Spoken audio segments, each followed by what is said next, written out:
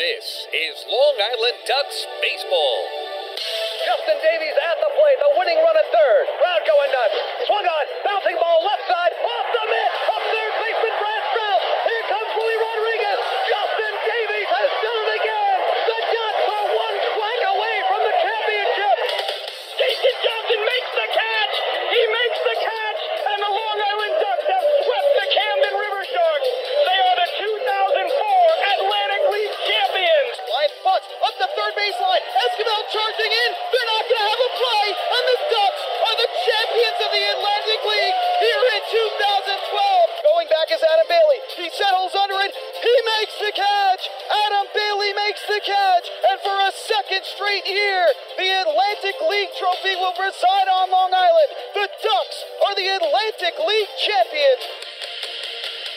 And now it's time for the Long Island Ducks North Shore LIJ Southside Hospital pregame show.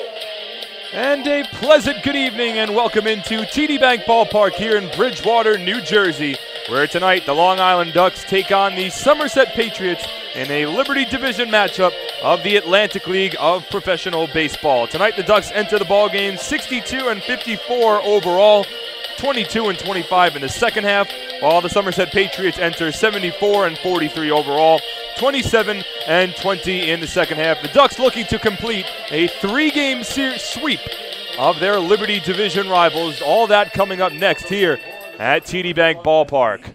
Well, good evening, everybody, and welcome into the broadcast booth. My name is Mark Schwartz. I will be bringing you the play-by-play commentary for tonight's ballgame as the Ducks take on the Patriots for the final time in the 2014 regular season. It is amazing that we have already gotten to this point, how fast this season has gone, that we're at the last meeting between these two teams this year. And, of course, a storied rivalry. You just have to go back to the Atlantic League Championship Series of last year to see the kind of rivalry that these two teams have had against each other. Of course, Long Island taking the Championship Series last year in a thrilling 5-game set, 3-2. This year, the rivalry has certainly lived up to its exciting billing, as we've already played 19 games between the Ducks and the Patriots so far this season. The Ducks holding a season series lead of 10 games to 9, including a 5-4 season series lead here in Bridgewater, New Jersey. But it's been back and forth throughout the course of the entire season. The Patriots took the first 2 games, the Ducks then took the next 2, and the two teams exchanged 2 wins apiece until the Ducks took 4 consecutive over the Somerset Patriots from August 15th to August 21st. Somerset then won the next 3, but now Long Island has won the last 2 here at TD Bank Ballpark, and they're looking for the series sweep over the Patriots. It would be the second time this season that the Ducks would sweep the Patriots if they could get the win tonight.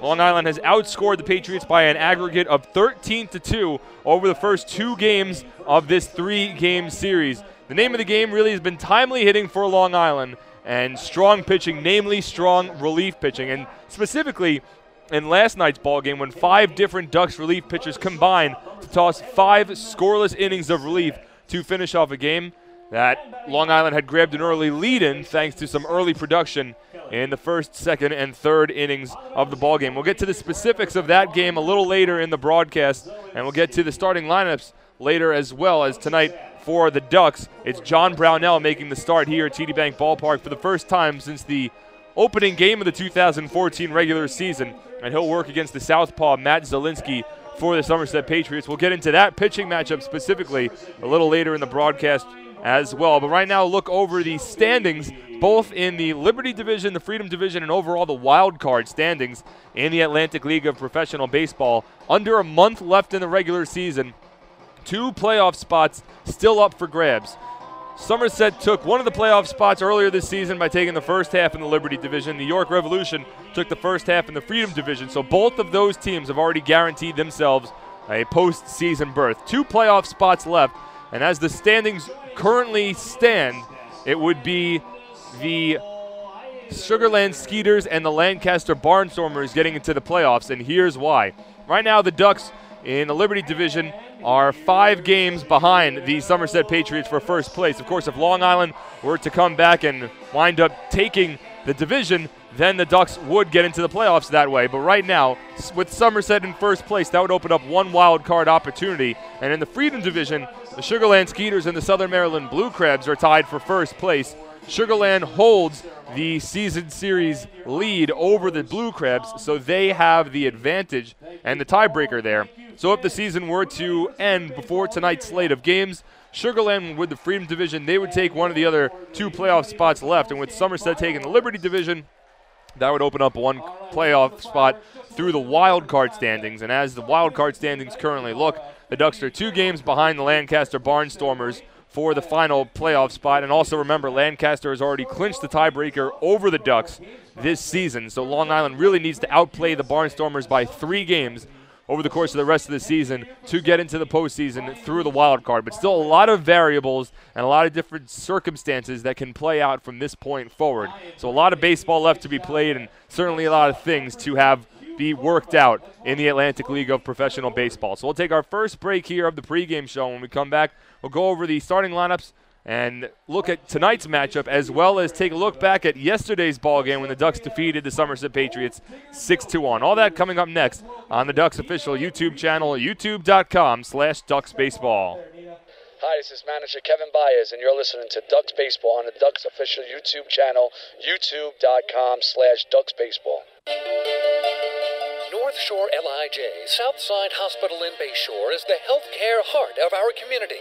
We provide outstanding healthcare right here at home with centers of excellence in cardiology, orthopedics, neurosciences, women's health services, and much more. Experience counts, and North Shore LIJ Southside Hospital has been around for nearly a century of care.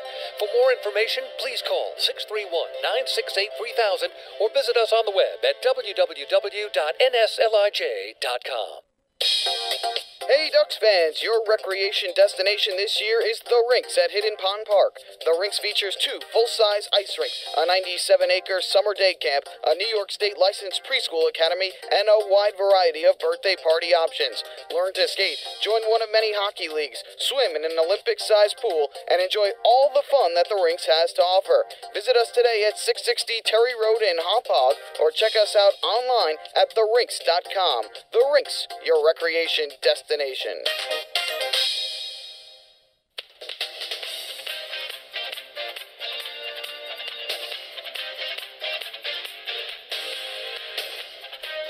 And welcome back to TD Bank Ballpark. Mark Schwartz here, bringing you all the play-by-play commentary for tonight's ball game as the Long Island Ducks try and sweep the Somerset Patriots here in Bridgewater, New Jersey. But before we get into tonight's ball game, let's take a look back at last night's ball game, a game in which Long Island defeated the Patriots by a final score of 6-1. It was David Harden on the rubber for Somerset, making his 3rd consecutive start against Long Island, and he was working against Doug Arguello, the former Patriot, who's on the mound for the Ducks, making his first start, 5th overall appearance, but first start of the 2014 season. And it was Arguello that got the better of David Harden, especially early in the ball game. Long Island would jump on the scoreboard first in the top of the first inning. Phelan Lentini led off with a base hit. Brendan Harris followed suit with a base hit of his own to left field. So that brought Lou Ford to the plate. Nobody out, top of the first inning. Runners at first and second, and Lou Ford would put the Ducks in front. Ford is swung on and lined down the left field line. That's going to stay fair for an extra base hit. Lentini scores easily from third. Brendan Harris will be held up at third base as Ford arrives standing safely at second with an RBI double. Lou Ford extends his hitting streak to 12 consecutive games, and Long Island leads 1-0 in the top of the first inning. So Lou Ford gives the Ducks a 1-0 lead. The next batter, Bill Hall, would extend the lead to 2. The Patriots pitching to Bill Hall here, the 1-2. Swung on and lined to right center field, fairly deep. Overs Luis Montañez. He makes the catch. Harris will tag up from third base. He'll come home and score. The throw goes into third. It's not in time. A sacrifice fly and a run batted in for Bill Hall. The Ducks lead 2-0 here in the top of the first. So Bill Hall's sacrifice fly, his 16th run batted of the season, puts Long Island on front 2-0. The Patriots would cut the deficit in half and make it a 1-run ball game in the bottom of the first against Doug Arguello. It would be 3 consecutive 2-out singles for the Patriots from Darrell Ward, Corey Smith, and eventually Luis Montañez to bring the Patriots within 1 run. But that would be the only run that Somerset would score over the course of the entire ball game. Long Island would add to their lead in the second inning. Joash Brodeen led off the inning with a walk, and then Brandon Bance, making his return to the lineup, would extend the Ducks' lead to 3-1. The 1-2 to Bance. Swung on and lined to right center field. That's going to drop in for a base hit and roll to the wall. Joash Brodin rounds second. He's being waved home by Kevin Baez. He will come home and score easily as Bance hustles for third, and he arrives safe with a triple. An RBI triple for Brandon Bance at his first at-bat since returning to the lineup. His first triple of the season, and Long Island now leads 3-1 over the Patriots. So Brandon Bance gives the Ducks a 3-1 lead, and it would be Bance again, this time in the top of the third inning, which would extend the Ducks lead out to 4-1.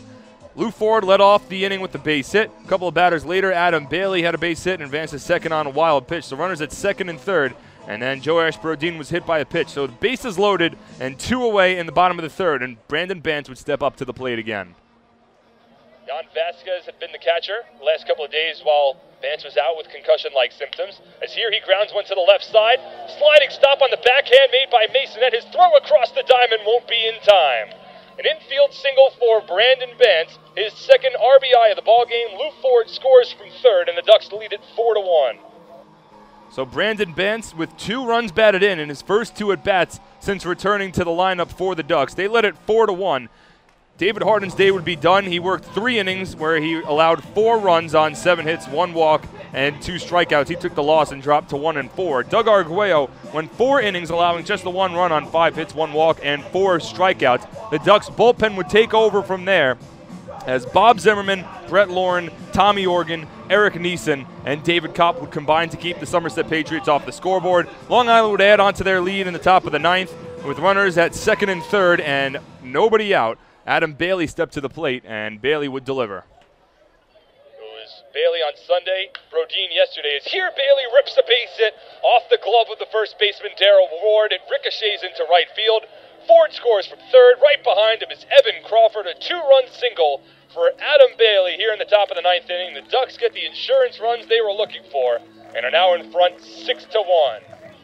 So with the Ducks up 6-1, David Kopp would come on in the bottom of the 9th inning. Not a save situation for Kopp, but he certainly pitched like it was, struck out the first 2 batters he faced, gave up a single to Edwin Masonette, and then Corey Haraldchuk would be the final batter of the ballgame. From the stretch, the 2-2. Swing and a miss, strike 3. That's the ballgame. Long Island comes into Somerset, and they take the first 2 games of this 3-game series. Tonight, your final score, Long Island 6, Somerset 1. So David Kopp finishes off the ballgame, and the Ducks win by 5 runs. We'll take another break here on the pregame show. When we come back, we'll have the starting lineups and the first pitch between the Long Island Ducks and the Somerset Patriots. All that coming up next on the Ducks official YouTube channel, youtube.com/DucksBaseball. Hi, this is Steve Foucault, pitching coach for the Ducks. You're listening to Ducks Baseball on the Ducks official YouTube channel, youtube.com/DucksBaseball. North Shore LIJ, Southside Hospital in Bayshore, is the healthcare heart of our community. We provide outstanding healthcare right here at home, with centers of excellence in cardiology, orthopedics, neurosciences, women's health services, and much more. Experience counts, and North Shore LIJ Southside Hospital has been around for nearly a century of care. For more information, please call 631-968-3000 or visit us on the web at www.nslij.com. Hi, I'm former Major Leaguer John Franco. Growing up in Brooklyn, I dreamed of playing professional baseball. My dad, a city employee, worked hard so I could live out that dream. The team at MCU is a lot like my dad. They're New Yorkers you can count on, and they'll work hard to help you reach your financial goals. Municipal Credit Union has a full range of financial services that make sense in today's economy. Join today. Call 1-866-JOIN-MCU or visit nymcu.org. MCU, strong, trusted, growing. Hey, this is pitcher Eric Neeson, and you're listening to Ducks Baseball on the Ducks official YouTube channel, youtube.com/DucksBaseball.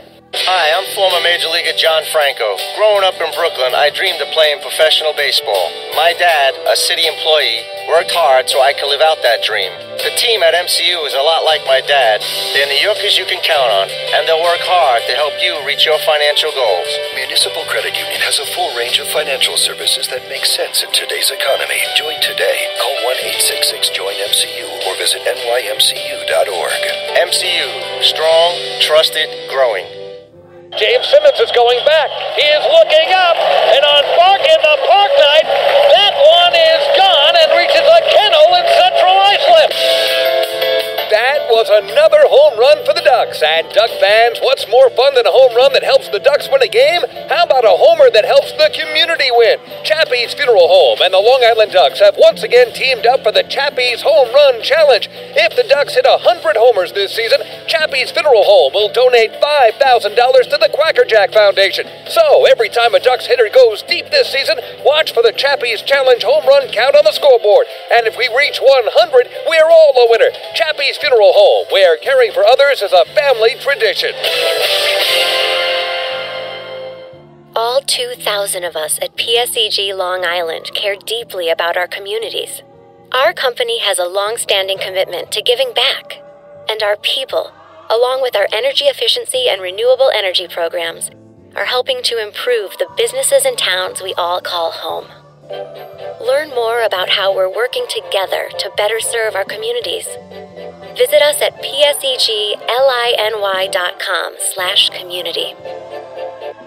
Hey, this is pitcher Eric Neeson, and you're listening to Ducks Baseball on the Ducks official YouTube channel, youtube.com/DucksBaseball. Hey Ducks fans, your recreation destination this year is The Rinks at Hidden Pond Park. The Rinks features 2 full-size ice rinks, a 97-acre summer day camp, a New York State licensed preschool academy, and a wide variety of birthday party options. Learn to skate, join one of many hockey leagues, swim in an Olympic-sized pool, and enjoy all the fun that The Rinks has to offer. Visit us today at 660 Terry Road in Hauppauge, or check us out online at therinks.com. The Rinks, your recreation destination. Life without Ducks baseball. Emily, quit texting. James, get off the iPad. Honey, pick a channel. Life with Ducks baseball. Death Beach Ballpark is set. Quackerjack is ready, and the flock is prepared to defend their title. All we need is you for game times, promos, and tickets. Visit liducks.com. It's a blast. Now that's more like it. Long Island Ducks baseball. Life is better here. Hi, this is Bud Harrelson, and you're listening to Ducks Baseball on the Ducks official YouTube channel, youtube.com/DucksBaseball. Few places on Earth offer the charm and excitement of Fire Island. At Fire Island Ferries, located conveniently at 99 Maple Avenue in Bay Shore, they offer convenient travel to Fire Island 7 days a week. Fire Island is quickly becoming a top destination for families of all ages. Experience the informal, carefree communities, the dazzling night scene, enjoy fine dining, or climb to the top of one of the tallest lighthouses in the United States. But there's only one way to get there, by calling Fire Island Ferries at 631-665-3600 today. For fare and scheduling information, please visit fireislandferries.com. Hi, this is Bud Harrelson, and you're listening to Ducks Baseball on the Ducks official YouTube channel, youtube.com/DucksBaseball. North Shore LIJ, Southside Hospital in Bay Shore, is the healthcare heart of our community. We provide outstanding healthcare right here at home, with centers of excellence in cardiology, orthopedics, neurosciences, women's health services, and much more. Experience counts, and North Shore LIJ Southside Hospital has been around for nearly a century of care. For more information, please call 631-968-3000 or visit us on the web at www.nslij.com. Life without Ducks baseball. Emily, quit texting. James, get off the iPad. Honey, pick a channel. Life with Ducks baseball. Death Beach Ballpark is set. Quackerjack is ready, and the flock is prepared to defend their title. All we need is you for game times, promos, and tickets. Visit liducks.com. It's a blast. Now that's more like it. Long Island Ducks baseball. Life is better here.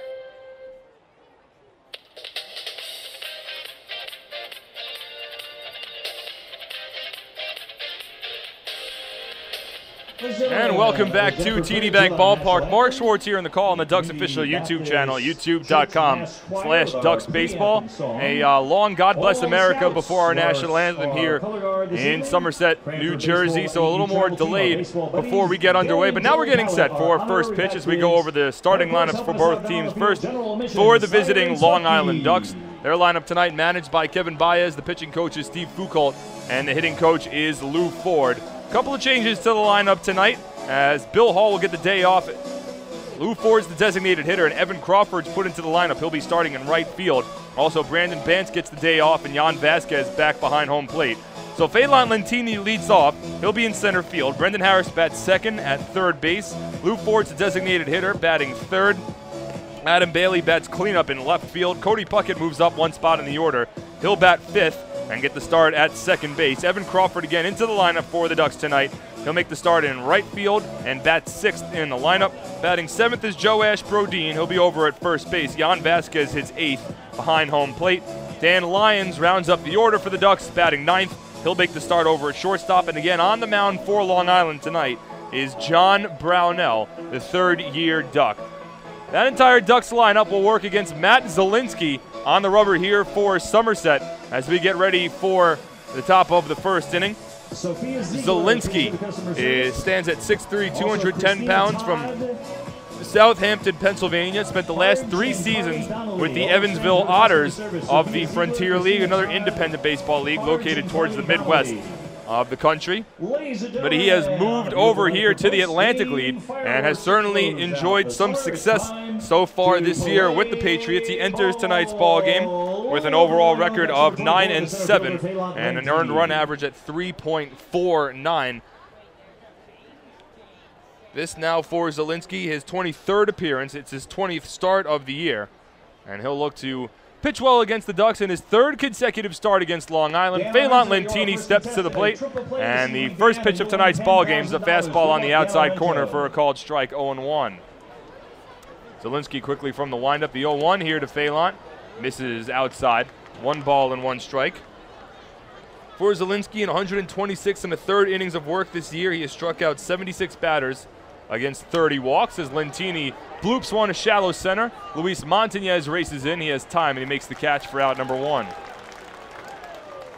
So we'll set the defense for the Patriots here in the top of the first inning. Starting in the outfield, moving from left to right, Aaron Eggleston gets the start in left. His first time in the Somerset lineup since July 13th. He gets the start in left field. Luis Montañez in center. Ty Wright in right field. Along the infield, it's Corey Smith at third, Edwin Masonette at short, Scott Kelly back into the lineup tonight. He will start at second base, Brian Barton at first, Kevin Koch behind home plate. Darrell Ward gets the day off for the Patriots. The designated hitter for Somerset is Jeff Dominguez. First pitch here to Brendan Harris is fouled off down the first base line, out of play, 0-1. It's a fireworks night here at TD Bank Ballpark, so the Patriots expecting a large crowd. Already a decent-sized crowd for first pitch, and expecting more to trickle in throughout the ballgame as Harris fouls another one down the right field line, almost into an identical spot. And Brendan has quickly fallen behind at no balls and 2 strikes. Harris hitting a .289 this season with 6 home runs and 40 runs batted in. He hits from the right side against the southpaw Zielinski, as here the fastball misses outside. 1 ball and 2 strikes. Harris celebrated his 34th birthday in the first game of this 3-game series as he takes a fastball inside from Zielinski, and the count runs even to 2 balls and 2 strikes. In that ball game, Harris went 3 for 5 from the plate. Last night, just 1 for 5. He did have a base hit and a run scored in the top of the first. Here he fouls off another fastball down the right field line. Harris just lunging at that ball that was off the outside part of the plate. Tough pitch to lay off, but Harris is able to foul it off to stay alive in the count. The 2-2 here to Brendan. Changeup misses low, and the count runs full to 3 balls and 2 strikes. Another beautiful evening for baseball here in Bridgewater, New Jersey. We have had no problems with the weather at all throughout all 3 games of this 3-game series. The 3-2 here to Harris is grounded through the hole on the left side and into left field for a base hit. So for the 3rd time in this series, Brendan Harris has a hit in the top of the first inning for his first at-bat of the ballgame. So he continues to swing a hot bat. Harris will lead off at first base, and that'll bring up Lou Ford, who was red hot last night. Ford went 4 for 4 from the plate with an RBI, 2 runs scored, and a walk. It was his second 4-hit performance in his current 12-game hitting streak, and overall hit the 5th 4-hit performance for Lou Ford on the season. Here he'll step in against the southpaw Zielinski, who works from the stretch for the first time tonight. And the first pitch fastball's in there for a called strike, 0-1. Our umpires tonight, it's Joe Cruz behind home plate, Dave Speranza over at third, and Fred DeJesus at first. Zielinski from the stretch, the 0-1 to Ford. Check swing on the fastball upstairs. The appeal to first. Fred DeJesus says that he did not go around. And the count moves to 1-1. Somerset in their home blue jerseys, the home white jerseys. It's a white vest with blue undersleeves, white pants, navy socks, and a navy hat with a navy brim. The 1-1 here to Ford on the inside corner for a called strike, 1-2. The Ducks rocking their traditional road gray jerseys for the third consecutive game with the script Long Island in orange and teal numbers and lettering going across the chest, gray pants, black socks, and a single-tone black hat with a black brim. The 1-2 from Zielinski. Fastball spiked in the dirt. Nice block made by Kevin Koch. And the count runs even to 2 balls and 2 strikes. So both teams making some adjustments to their starting lineups for tonight's ballgame.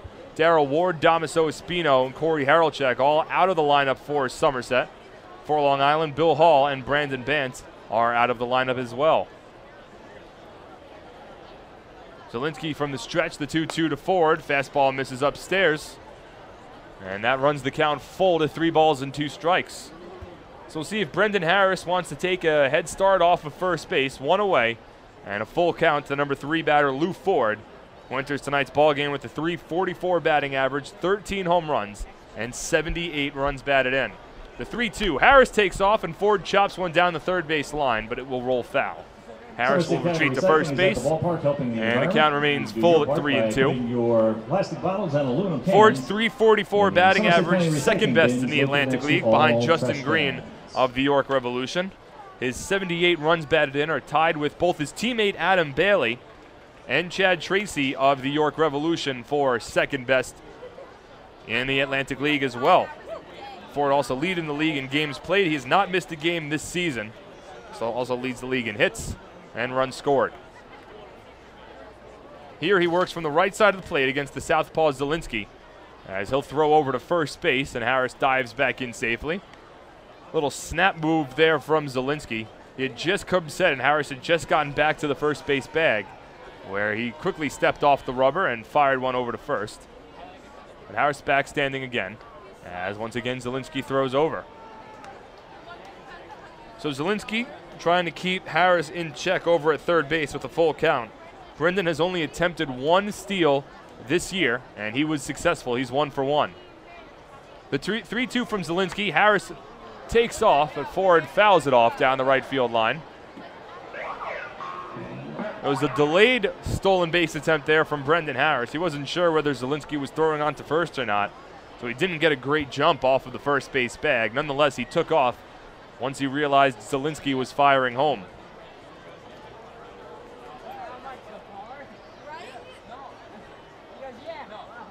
So Zielinski will settle in on the rubber once again. The payoff pitch swung on and fouled off down the first base line. Barden will give it a look, as does Scott Kelly, but it lands out of play. And if nothing else, Long Island is making Zielinski throw a decent amount of pitches here in the top of the first inning.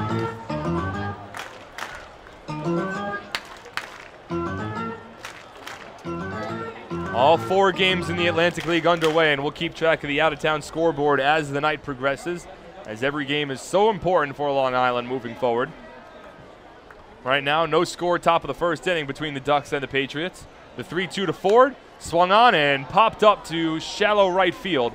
Out goes the second baseman, Scott Kelly. He camps under it and makes the catch for the second out. 7th at noon for our next Somerset County Park. So a long turn at bat for Lou Ford eventually results in an F4 if you're keeping score at home.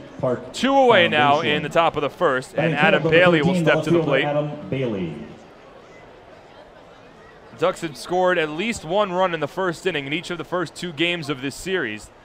Scored 2 runs last night in the first on an RBI double from Lou Ford and a sacrifice fly from Bill Hall. Here Harris leads off of first base with 2 out, no score. Infield plays back and a shift against the left-handed hitting Bailey.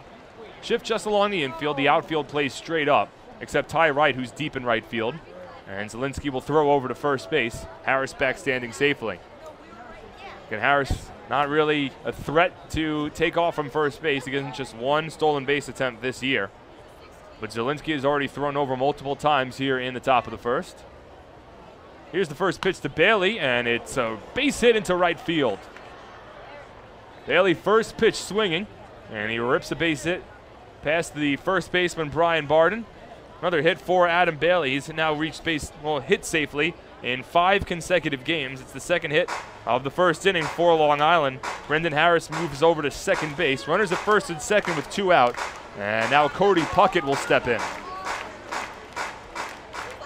Zielinski has now thrown 20 pitches here in the top of the first. About to throw his 21st to Puckett, who's a .285 batter this year with 8 home runs and 67 runs batted in.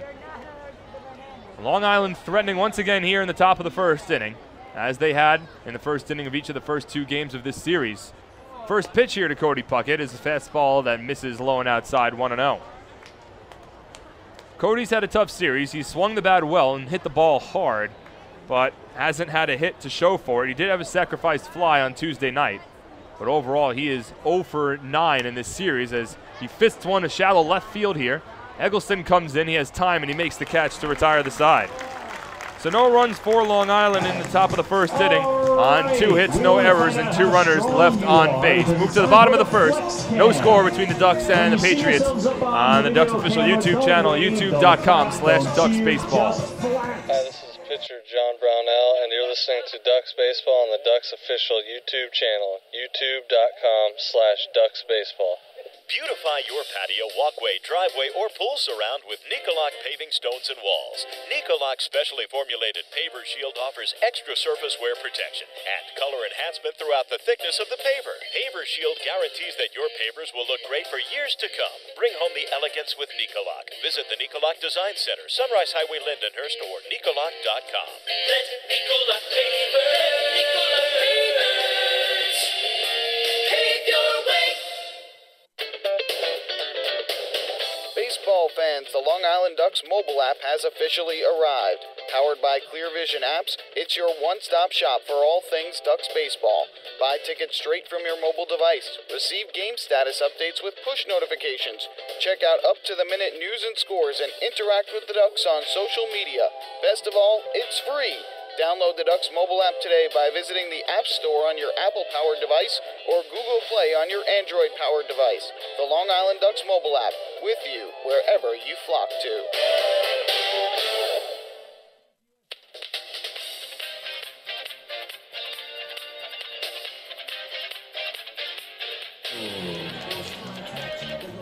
Bottom of the first inning here at TD Bank Ballpark. Mark Schwartz on the call as the Ducks and the Somerset Patriots are wrapping up a 3-game series here in Bridgewater, New Jersey. The final time these 2 teams face off against each other this season.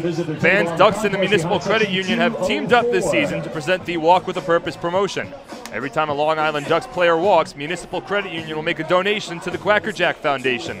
Municipal Credit Union, serving members since 1916.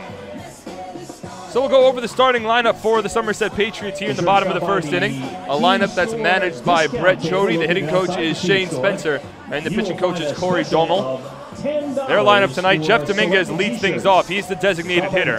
Switch hitter, batting first. Aaron Eggleston bats second, and his return to the lineup for the first time since July 13th. Ty Wright hits third, Corey Smith fourth, Luis Montanez fifth, Brian Barden sixth, Kevin Koch seventh, Edwin Mason at eighth, and Scott Kelly rounds up the order, batting ninth. All of those players working against John Brownell here in the bottom of the first inning. Brownell 12-8 on the season with a 3.73 ERA. The man nicknamed Brownie, now making his league-leading 25th start of the season. He works from the windup, and the first pitch to Jeff Dominguez, a fastball in there for a called strike, 0-1. Again, Brownell, 12-8 on the season with a 3.73 ERA, leads the league, well, tied for the league lead in wins, as here the fastball misses inside, 1-1. He's tied for the league lead in wins with both his teammate Sean Garceau and Chris Schwinden of the Lancaster Barnstormers. The 1-1 here to the switch hitting Dominguez. drops a bunt down, but fouled down the third base line, and the count's 1-2. Brownell also leads the league in complete games with 5 innings pitched with 166 2/3, and ranked second in the league in strikeouts with 116. It's been a strong season for Brownell. Certainly eats innings for Long Island. They'll ask him to do just that tonight, as the Ducks used 5 different relief pitchers last night. Here, Dominguez bloops one over Cody Puckett and deposits it in right field for a leadoff base hit. Brownell went to the curveball there. Dominguez was out in front, but had a strong enough swing to loop it into right field. Batting second, number 91. So leadoff base runner on for the Somerset Patriots, and now Aaron Eggleston will step in. His first at bat since July 13th. He's a .278 batter this year with 1 home run and 18 runs batted in. In case you only remember players by their jersey number, he's the one guy in this league that wears the number 91 on the back of his jersey. An unorthodox number for a baseball player. Here he drops a bunt down the third base line, but it's foul.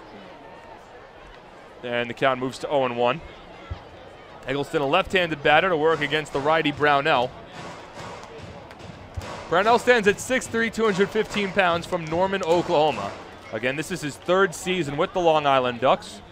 Was the DeMonte Smelson team MVP last year, also the reigning 2013 Atlantic League Championship Series MVP, which he had a great series against this very same Somerset Patriots team.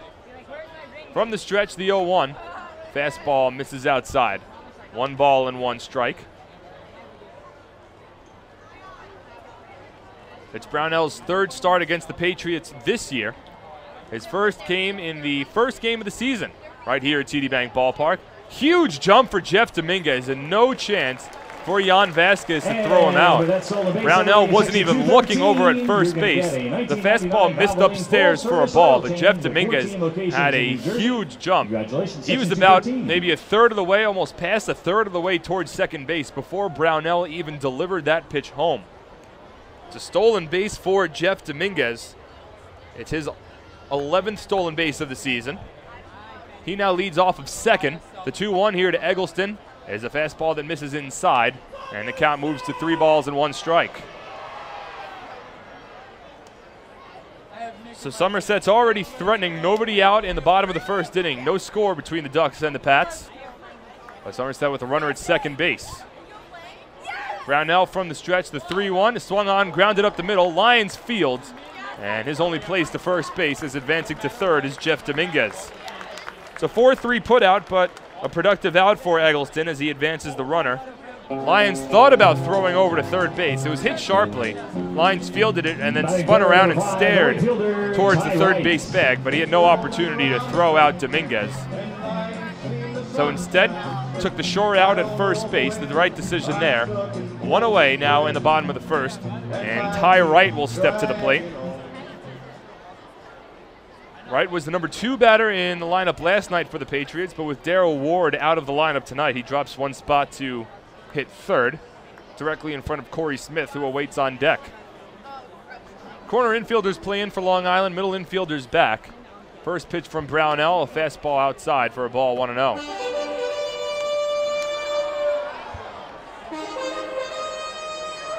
Somerset has not led at all during this series.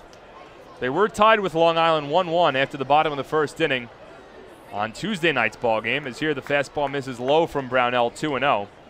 But they never led in either Tuesday night's ball game or last night's ball game. And the Ducks have outscored the Patriots by an aggregate of 13-2 through the first 2 games here at TD Bank Ballpark. But Jeff Dominguez here leads off of third base. Now Brendan Harris will back off a little bit at third. The 2-0 to Ty Wright. Chopper, foul. Hey fans, 2 balls and a strike. Everybody in sections 212 and 214. Wright's hitting .266 this year with 9 home runs and 50 runs batted in. Buy a backpack for 50% off and fill it with as many items as you has an opportunity to give Somerset their first lead of the series here. Looks like the Ducks are content in trading a ground out for a run at this point. Brownell could always use a strikeout in this situation as well. The 2-1. Fastball on the inside corner for a called strike. And that runs the count even to 2 balls and 2 strikes.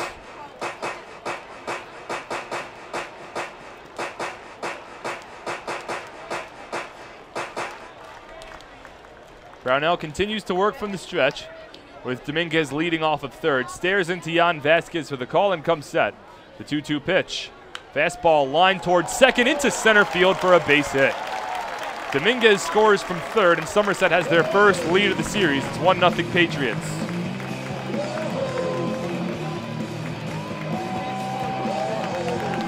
An RBI single from Ty Wright, his 51st run batted in of the season. Jeff Dominguez scores from third base. So now Corey Smith will step to the plate. Smith hitting .305 this year to lead the team alongside 12 home runs and 66 runs batted in. A right-handed batter to work against John Brownell, who's already allowed a run here in the bottom of the first.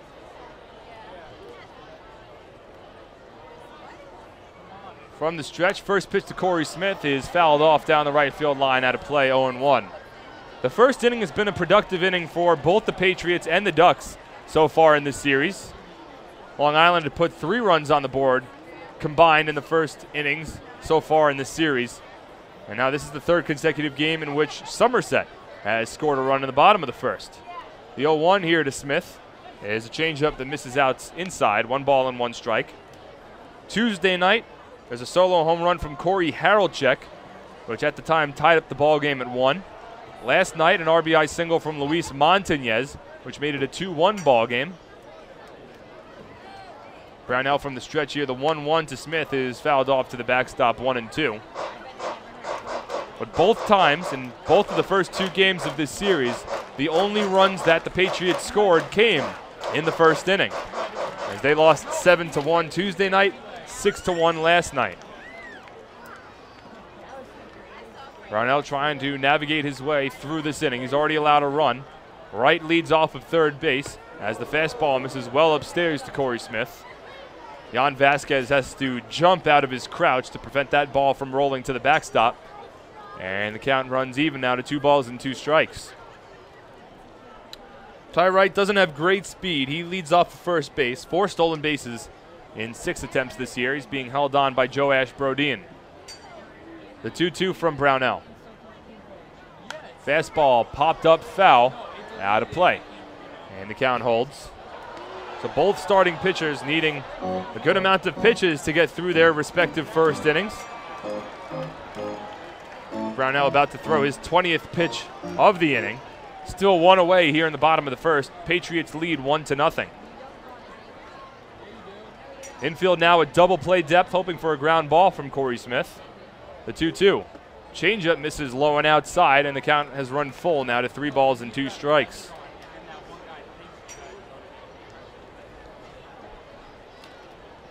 Smith has had a base hit in the first inning in each of the first 2 games of this series.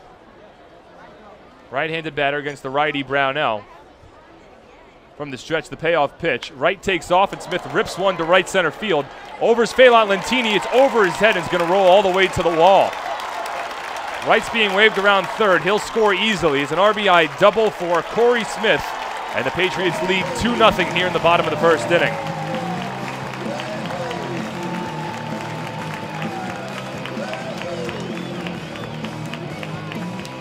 It's the 67th run batted in of the season for Corey Smith. 2 runs on 3 hits already for the Patriots. And in the bottom of the first against John Brownell, who is struggling on the mound. And now Luis Montañez will step in. Montañez had an RBI single in the bottom of the first inning last night. Overall this season hitting .280 with 14 home runs and 63 runs batted in.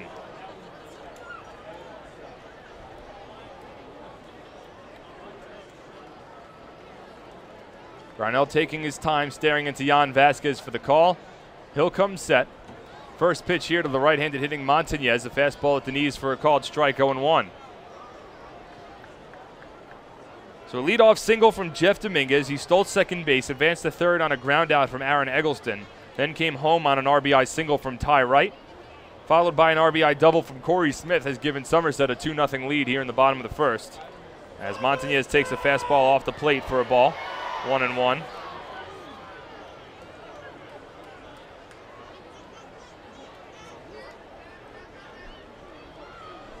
The 1-1 to Montañez, grounded up the middle. Cody Puckett can't make the backhanded stop. It ricochets into center field. Smith will round third and come home and score. That'll be an RBI base hit for Luis Montañez. And the Patriots lead 3-0 now in the bottom of the first. That was a sharply hit ground ball that went right towards Cody Puckett at second base. A tough chance for Puckett, who dropped to a knee and tried to field the ground ball on the backhand. It deflected off the heel of his glove, ricocheted into center field. No chance for Phelan Lentini to throw out Smith. Jan Vasquez just went out to the mound to talk things over with John Brownell. So that's the first timeout of the ball game used by Long Island. And Brownell has only recorded 1 out here in the bottom of the first.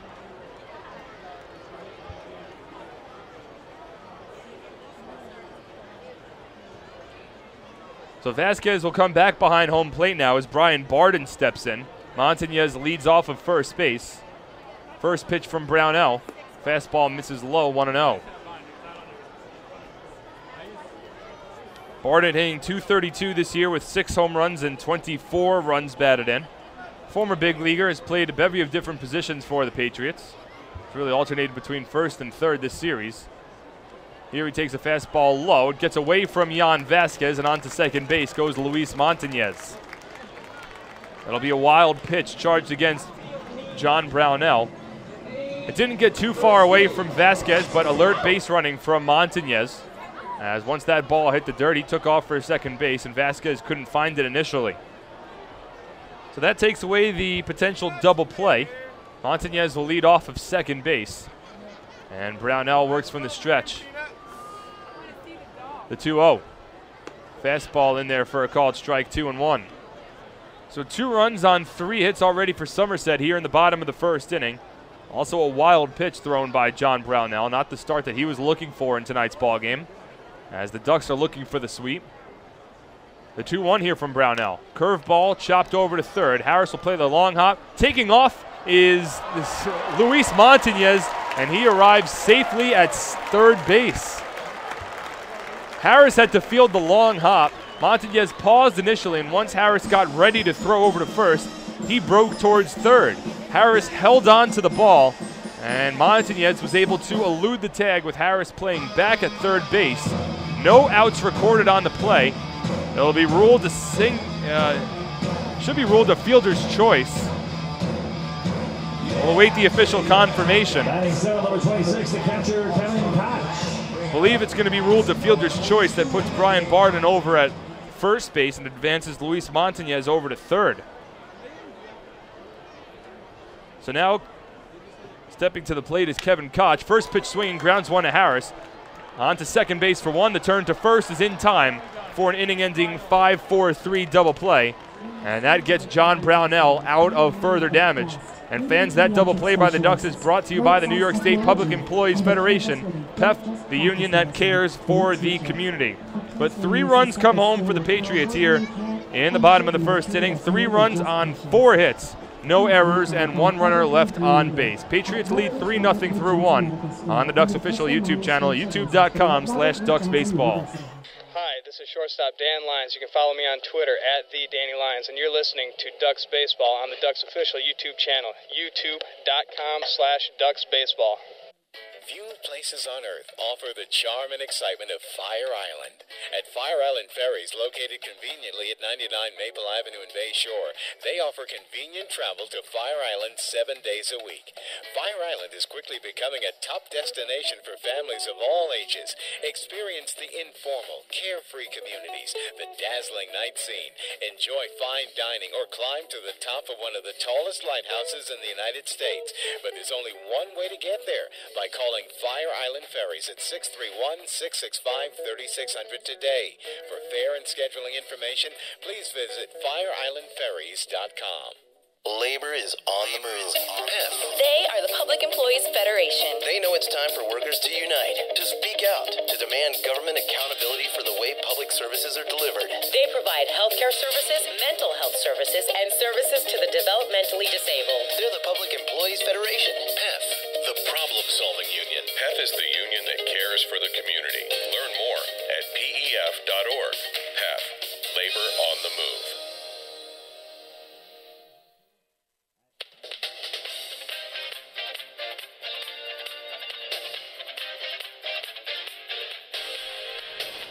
Matt Zielinski back to the mound as we move to the top of the second inning here in tonight's ball game. Somerset leads 3-0 over Long Island. 3 runs on 4 hits, no errors for the Patriots, no runs on 2 hits, and no errors for the Ducks. Leading off the top of the second A inning, big bottom of the first inning for the Patriots. RBI singles from Ty Wright and Luis Montañez, along with an RBI double from Corey Smith, has Somerset leading. The Ducks threatened in the top of the first inning but failed to capitalize, as here Evan Crawford takes a first pitch fastball for a called strike 0-1. It'll be Crawford followed by Joash Brodin and Jan Vasquez due up for the flock. Zielinski from the stretch, from the windup, and the 0-1 fastball is in there for a strike to Crawford, 0-2.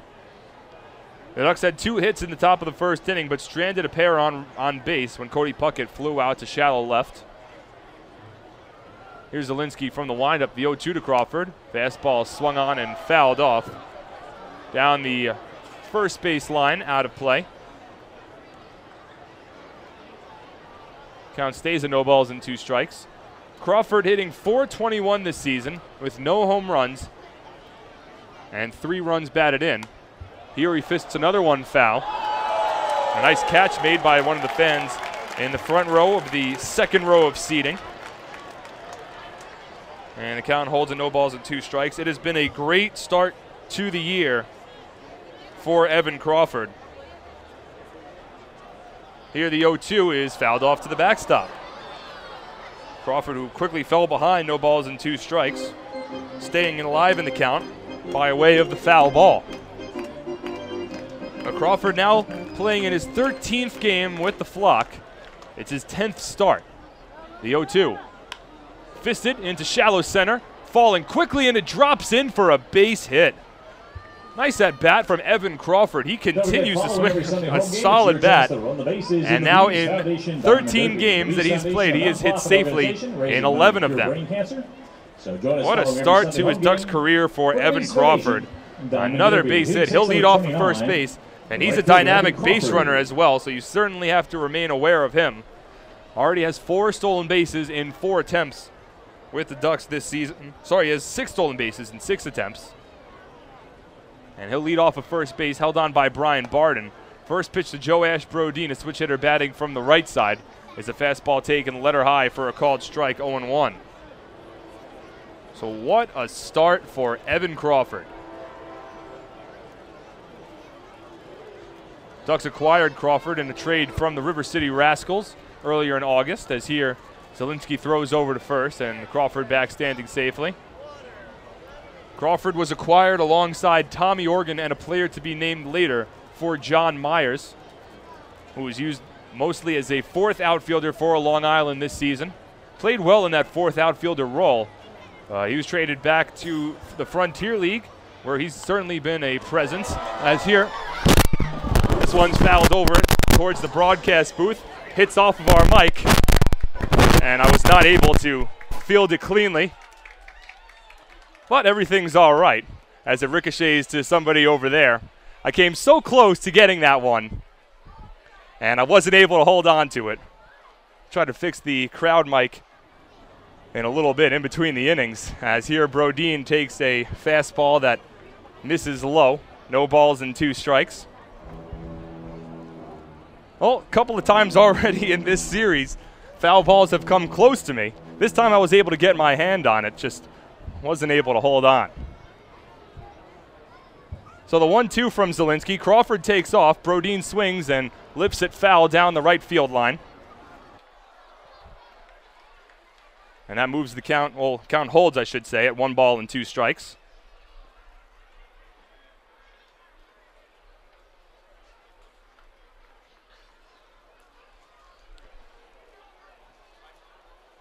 Brodin hitting .259 this year with 9 home runs and 55 runs batted in.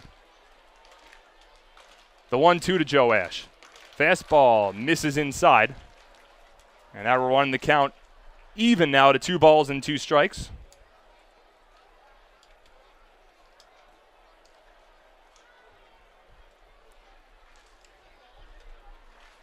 Again, Crawford leads off of first base with great speed. And now Zielinski will throw over, almost right on cue. As now I have the crowd microphone working again. So it's a 1-2 count to the switch-hitting Brodeen. Infield plays at double play depth. Solid speed both at first base and at the plate for Long Island. The 2-2 from Zielinski, but he'll throw over to first base instead. Certainly aware of Crawford's speed. Crawford had a nice jump when he took off on the earlier 2-2 pitch, which Brodeen fouled off down the first base line. Here Crawford takes off. The 2-2 misses outside. The throw down to second's not in time. 7th stolen base of the season for Evan Crawford. And now the Ducks have a runner in scoring position with nobody out and a full count to Joash Brodeen. Well, how about Evan Crawford? Back into the lineup, trying to take advantage of his playing time, and he's making it harder and harder on the Ducks manager Kevin Baez to keep him out of the lineup. Already with a stolen base here, the 3-2 to Brodeen is lined into the leaping glove of the third baseman, Corey Smith. Nice play from Smith, robbing Brodeen of a base hit, probably an extra base hit, and keeping the Ducks off the scoreboard. So one away now in the top of the second inning, and Jan Vasquez will step in. Wasn't hit too sharply by Brodeen. If that ball was another maybe foot higher, or maybe even 6 inches higher, it gets over Corey Smith, and Evan Crawford's easily able to score from second base. But instead, it's an L5 if you're keeping track at home. And one away, that'll bring the switch-hitting Jan Vasquez to the plate. First pitch here to Vasquez, a fastball in there for a called strike, 0-1.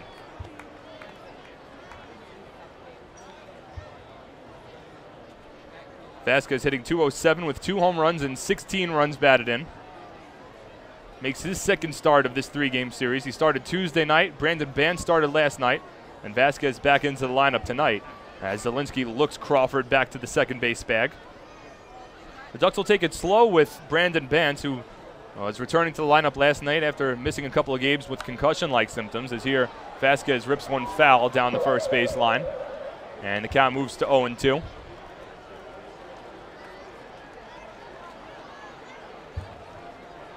Vasquez has certainly filled in admirably in the meantime. Came way of the Camden River Sharks earlier this season in a trade straight up for Ryan Strebe. Switch hitter here, he bats from the right side against the southpaw Zielinski, the 0-2. Fastball swung on and missed, strike 3. Vasquez just couldn't keep up with that fastball. 2 away now in the top of the second. And that'll bring Dan Lyons to the plate. There you have a concession cart located behind. First strikeout of the ball game for Matt Zielinski. 2 away. Crawford continues to lead off of second. And Dan Lyons will step in now. Lyons hitting .263 this year with 3 home runs, alongside 32 runs batted in.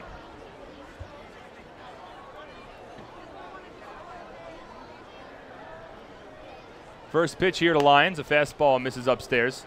1-0. Last night, Lyons was 1 for 5 from the plate.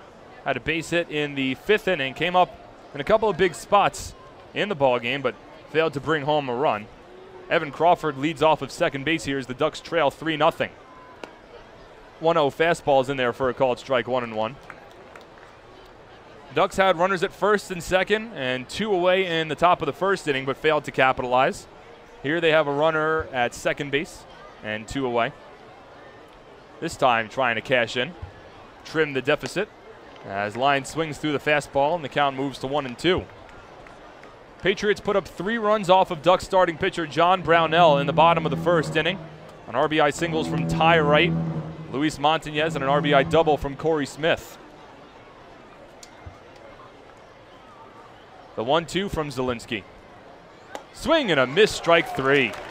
Zielinski strikes out both Vasquez and Lyons to strand Evan Crawford at second base and retire the side. No runs for Long Island on 1 hit, no errors, and 1 runner left on base. Move to the bottom of the second. Patriots lead 3-0 on the Ducks official YouTube channel at youtube.com/DucksBaseball. Hey fans, this is pitcher Bobby Blevins, and you're listening to Ducks Baseball on the Ducks official YouTube channel, youtube.com/DucksBaseball.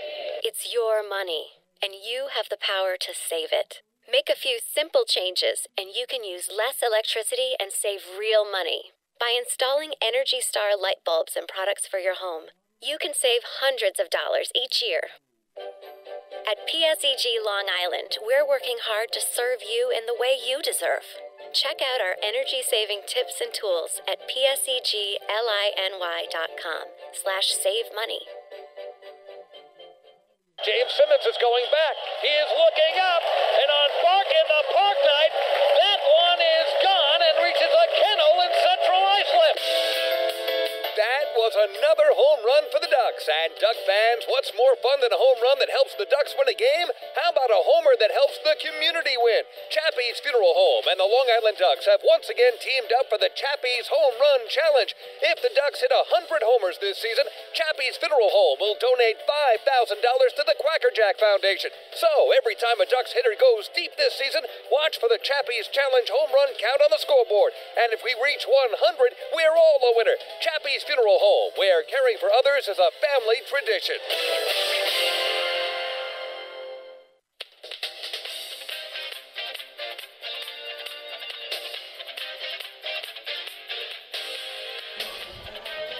Fans, every double play that the Ducks turn this season is presented by the New York State Public Employees Federation, PEF, the problem-solving union providing healthcare services, mental health services, and services to the developmentally disabled. New York State Public Employees Federation, the union that cares for the community.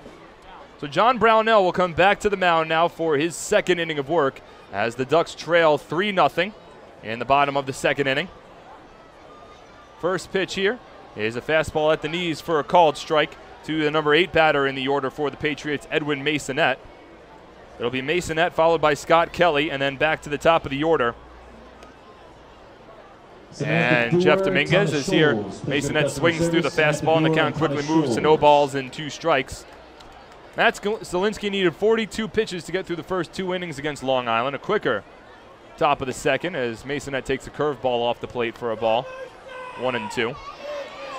Brownell faced 7 batters in the bottom of the first inning and was helped out by a inning-ending double play ground out from Kevin Koch. As here, Masonette grounds one sharply to Lyons, fields it on the backhand, 1 hop, and his throw on to first base is in time. A nice pick made by Joe Ash-Brodeen, 1 away.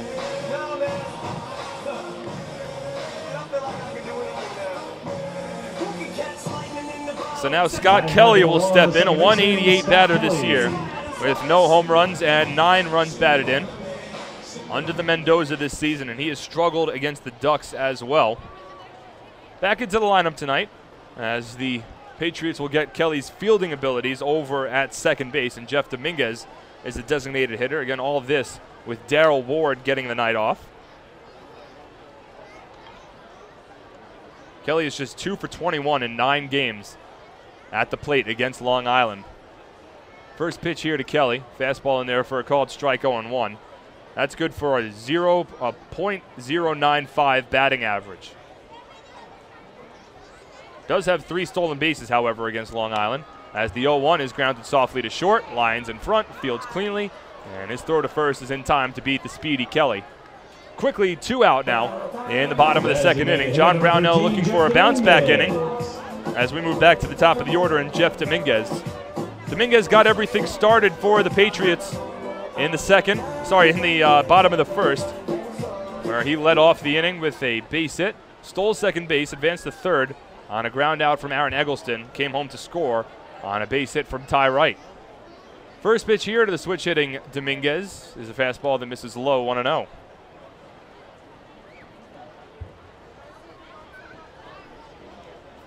The 1-0 from Brownell. Fastball grounded right up the middle, and Puckett won't get there in time. It's another base hit. That's the 5th hit already for Somerset in the first inning and 2/3 of tonight's ball game. Second hit for Jeff Dominguez, a 2-out base runner for the Patriots, and that'll bring Aaron Eggleston to the plate. For the fielder, number 91, Aaron Eggleston.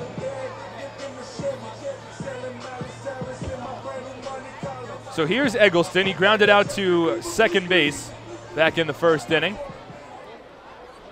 Again, making his return to the lineup for the first time since July 13th. Somerset hoping he could provide some additional pop to this order as Brownell throws over to first and Dominguez back standing safely. The Patriots had been getting some hits in the last couple of ball games, but didn't have a lot of runs to show for it. As Brownell will throw over to first yet again. Somerset with 3 runs already tonight. They had 2 runs combined in the first 2 games of this series.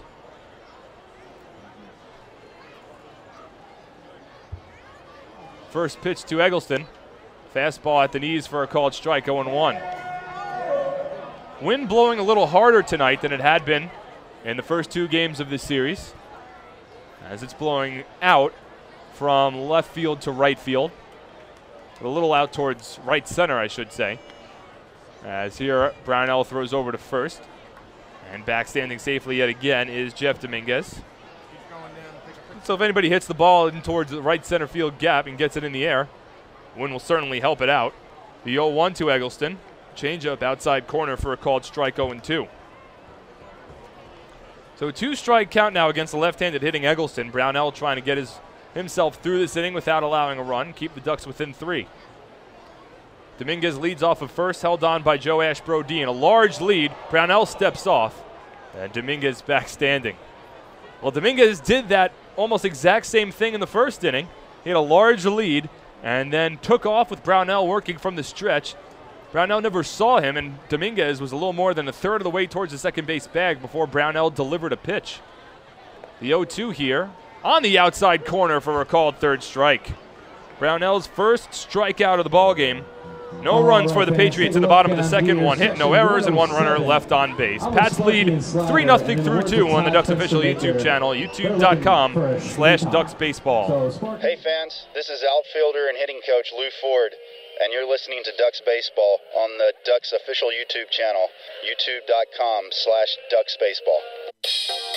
Hey Ducks fans, your recreation destination this year is The Rinks at Hidden Pond Park. The Rinks features 2 full-size ice rinks, a 97-acre summer day camp, a New York State licensed preschool academy, and a wide variety of birthday party options.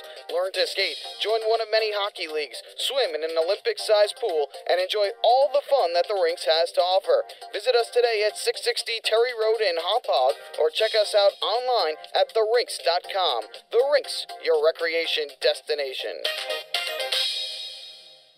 get enough of the Long Island Ducks? Well, now you can get even more inside info on your favorite hometown team through Facebook and Twitter. The Ducks are constantly updating fans through social media with scores, transactions, ballpark promotions, and much more. You can even win great prizes. All you'll need to do is make a free account on Facebook and Twitter, and then visit us at facebook.com/LIDucks and twitter.com/LIDucks. Think you're Long Island's biggest Ducks fan? Get connected now.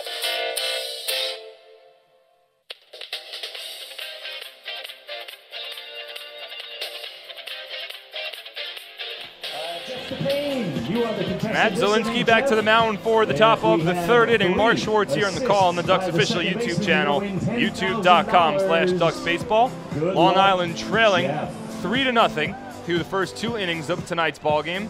John Brownell bounces back after a tumultuous bottom of the first, and he's able to strike out Aaron Eggleston. So Brownell has now thrown 40 pitches through the first 2 innings of tonight's ballgame.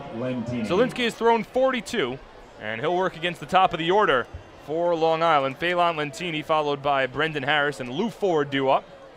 Zielinski from the windup. First pitch from the southpaw is a fastball in there for a called strike, 0-1. 3 runs on 5 hits, no errors for Somerset. No runs on 3 hits and no errors for the Ducks.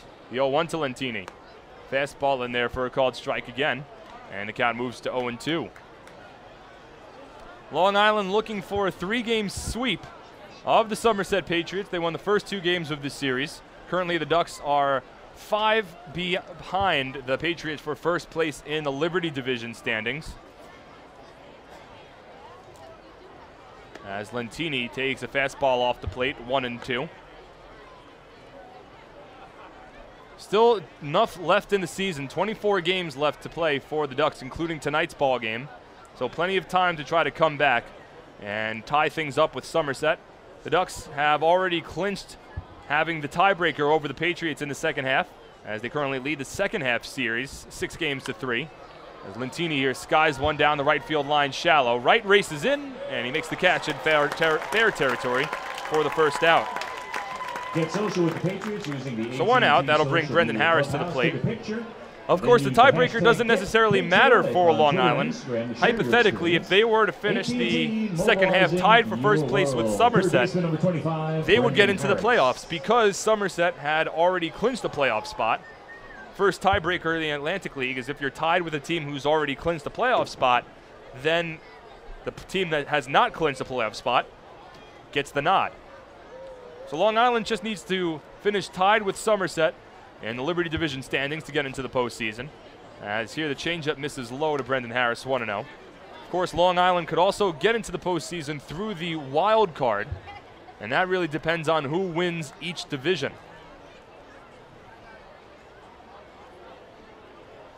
Here Zielinski works from the windup, and the 0-1 to Harris is fouled off.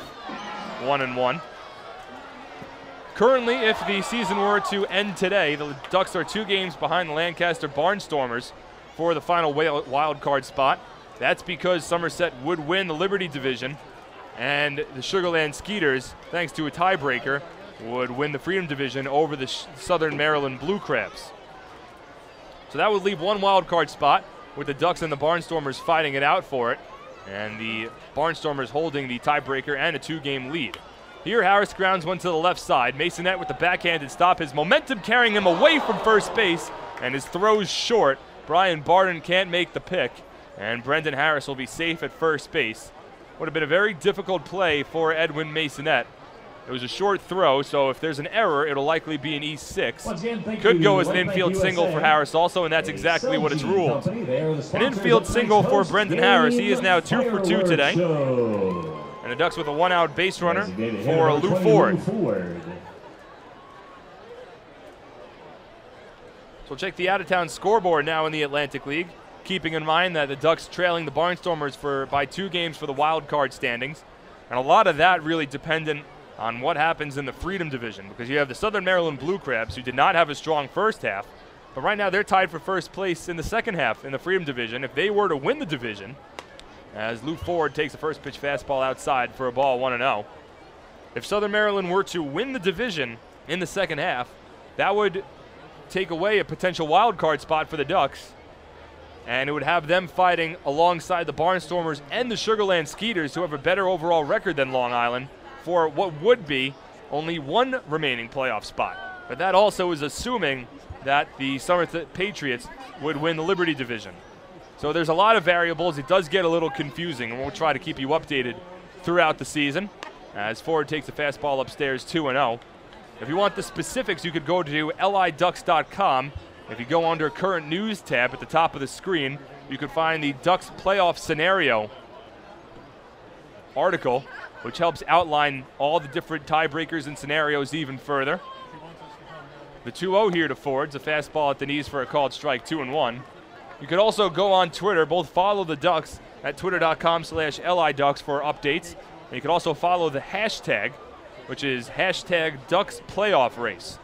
And Long Island, the Ducks will continue to update that hashtag throughout the season so fans can stay up to date on the playoff scenarios.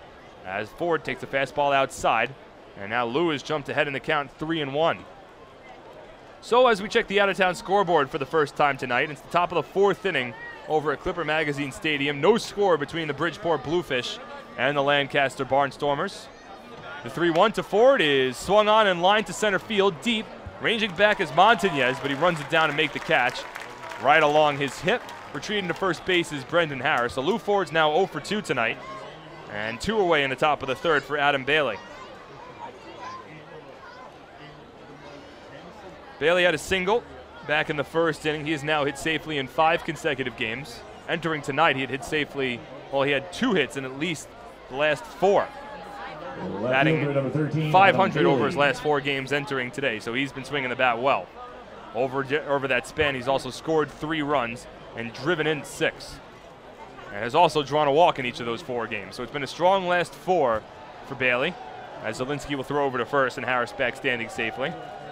Other out-of-town scores in the Atlantic League, and a big one that helps out Long Island. The Camden River Sharks right now leading the Sugarland Skeeters 6-0. First pitch here to Bailey. Misses inside, 1-0. That game's in the top of the 3rd inning. The Skeeters, a team that the Ducks are fighting alongside in terms of the wild card standings. And the Ducks currently hold the tiebreaker over Sugar Land. As here, Bailey takes a fastball inside. It's on the inside corner for a strike, and the count's 1-1. So the Ducks would prefer to be tied alongside the Skeeters in any sort of wild card scenario rather than the Lancaster Barnstormers, because the Ducks currently hold the series lead over Sugar Land. As Zielinski throws to first, and Harris this time has to dive back in safely. But of course, there's still 7 more games left to play between Sugar Land and Long Island after the Ducks have their 4-game series at home this weekend against the Camden River Sharks, as the 1-1 of Bailey's fouled off. That series ends on Monday, and the Ducks will hop in a plane and fly down to Texas for a 7-game series over at Constellation Field. 7 games to be played over 6 days, and it'll be that series that'll go a long way in determining what the wild card standings are going to look like in the Atlantic League. It's the longest remaining road trip in the season for the Ducks, and it's all against one team.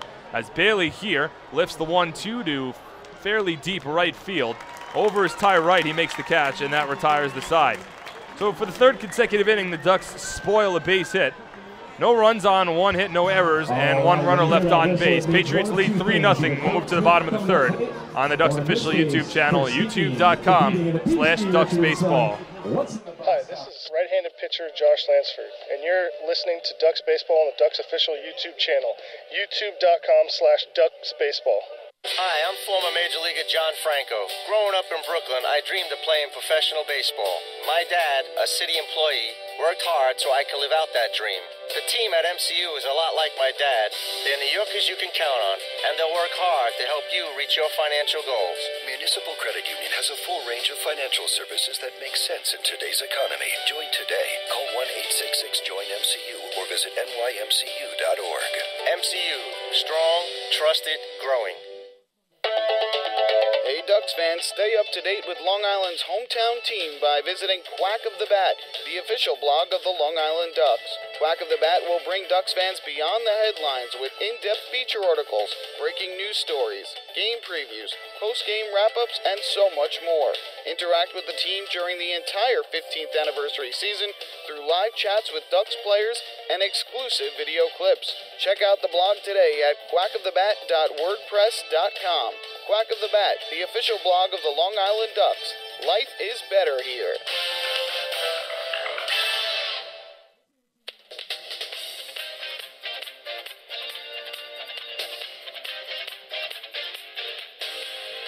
Over that hot shuffle. Fans, the final out of the top of the 3rd inning was the 15th out of tonight's ball game. Did you know that a 15-minute call to Geico could save you 15% or more on your car insurance? Get a free quote today. Call 1-800-947-AUTO. That's 1-800-947-AUTO or visit geico.com. Patriots lead 3-0 as we move to the bottom of the 3rd inning here at TD Bank Ballpark. Mark Schwartz on the call on the Ducks official YouTube channel, youtube.com/DucksBaseball. Also live audio streaming at liducks.com. First pitch from John Brownell is in there for a called strike to the right-handed hitting Ty Wright. And the count's 0-1. Heart of the order due up here for the Patriots. Wright followed by Corey Smith and Luis Montañez. 0-1 curve fails to break. Misses high and inside. 1 ball and 1 strike.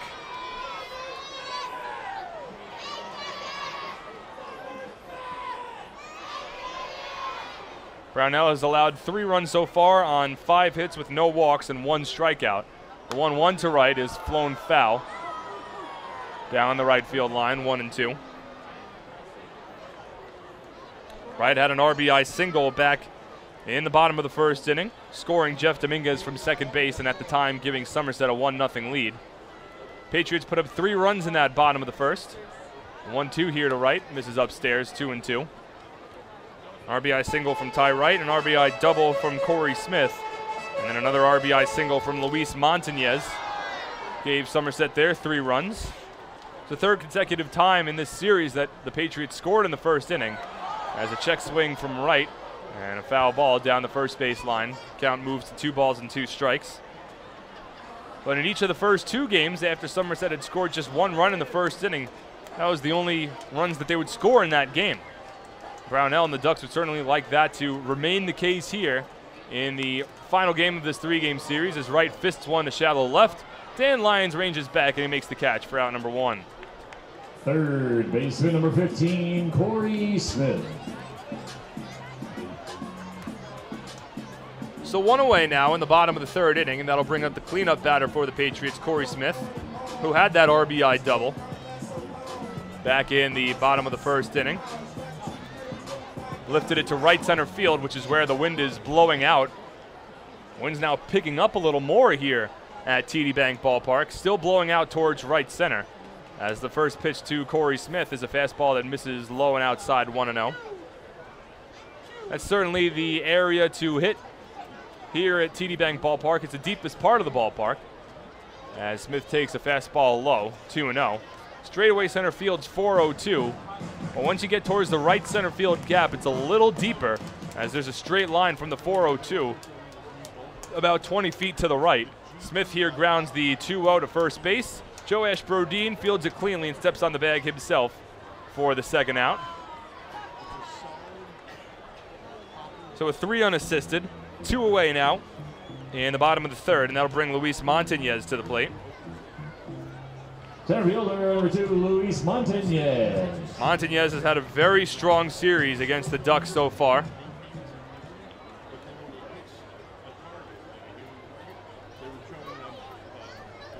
Here Brownell works from the windup. First pitch to Montañez. Fastball misses low. 1 ball and no strikes. Montañez already has an RBI single tonight. He went 2 for 3 last night's ball game. The run batted in and a stolen base. As he takes a changeup for a called strike, 1-1. And on Tuesday night, Montañez went 2 for 4 as well. So it's been a strong series for the right-handed batter. The 1-1 from Brownell. Fastball swung on, fouled off, over the backstop and out of play. Count moves to 1 ball and 2 strikes. Again, it's a fireworks night here at TD Bank Ballpark, so a strong crowd on hand. Certainly stronger than the first 2 crowds earlier this series. One of the final fireworks nights before kids have to go back to school, as Brownell's fastball misses upstairs, 2 balls and 2 strikes. Again, Labor Day weekend coming up this weekend, and then school, at least on Long Island, starts on Tuesday. Unreal that we've already gotten to this point where the summer is coming to a close. The 2-2 swung on, fouled off down the right field line. Of course, September is when baseball starts to get really exciting, because you have all the division and wild card races to keep track of, and then everyone loves themselves some October baseball. The way that the schedule is currently lined up in the Atlantic League, as the 2-2 here misses low, 3-2, is the Atlantic League Championship Series this year will extend into the first week of October. Ducks hoping to be a part of that. The 3-2 here. Fastball, broken bat, chopper up the middle and through for a base hit. Montañez continues to be a nuisance at the plate against Long Island. It's his 2nd hit of the ball game, 6th overall for the Patriots. And for the 2nd consecutive inning, Brownell fails to work a 1-2-3 inning as he allows a 2-out base hit. 10, Brian Barden. In the 2nd, he forced both Edwin Masonette and Scott Kelly to quickly ground out to short before Jeff Dominguez extended the inning with a base hit. Brownell then bounced back and eventually struck out Aaron Eggleston. Here he forces Ty Wright to fly out to left, Corey Smith to ground out to first before a broken bat base hit up the middle for Luis Montañez. Nice extended the inning for the time being. The first pitch to Brian Barden, a fastball at the knees for a called strike, 0-1.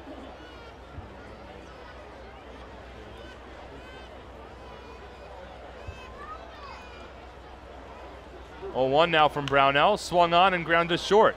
Lyons fields, he takes the easy route over to second base, throws in time, and that retires the side. So no runs for the Patriots, 1 hit, no errors, and 1 runner left on base.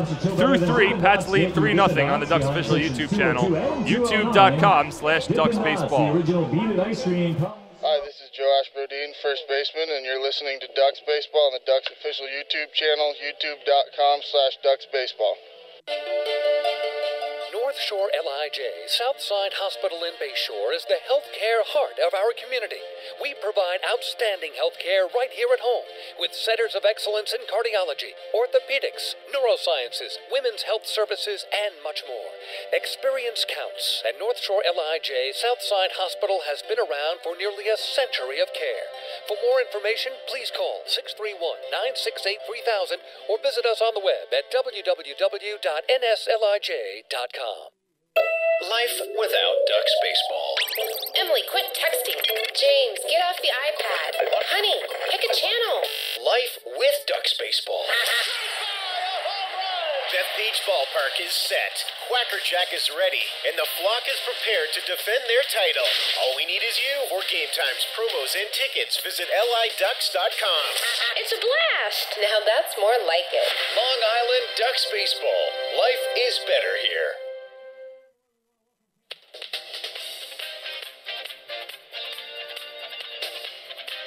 Company technically the ballpark. Top of the fourth inning here at TD Bank Ballpark. Mark Short's on the call as the Ducks currently trailing the Somerset Patriots 3-0. 3 runs on 6 hits, no errors for Somerset.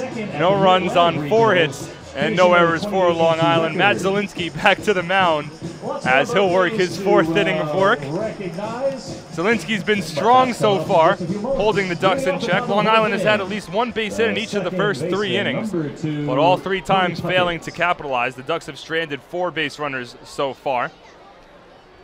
Whereas Zielinski will work against the 5, 6, 7 batters for the Ducks. Cody Puckett, Evan Crawford, and Joash Brodeen all due up. Zielinski from the windup. First pitch to Cody Puckett's a fastball that misses inside, 1-0. John Brownell has now thrown 58 pitches through his first 3 innings. The 1-0 to Puckett at the knees for a called strike, 1-1. Well, today officially marks the beginning of the college football season. A lot of people very excited about these prospects as here Puckett lines a base hit into center field, falls just in front of the center fielder Luis Montañez. It's the 2nd time tonight that the Ducks have had a leadoff base runner on. 5th hit already for Long Island. And now that'll bring Evan Crawford to the plate, who's already 1 for 1. Currently one big game currently going on in college football to kick things off on the new ESPN SEC network. Texas A&M's going up against South Carolina. Number 21 ranked A&M against number 9 ranked South Carolina. As the first pitch to Evan Crawford misses outside, 1-0. Currently A&M's beating South Carolina 31-14.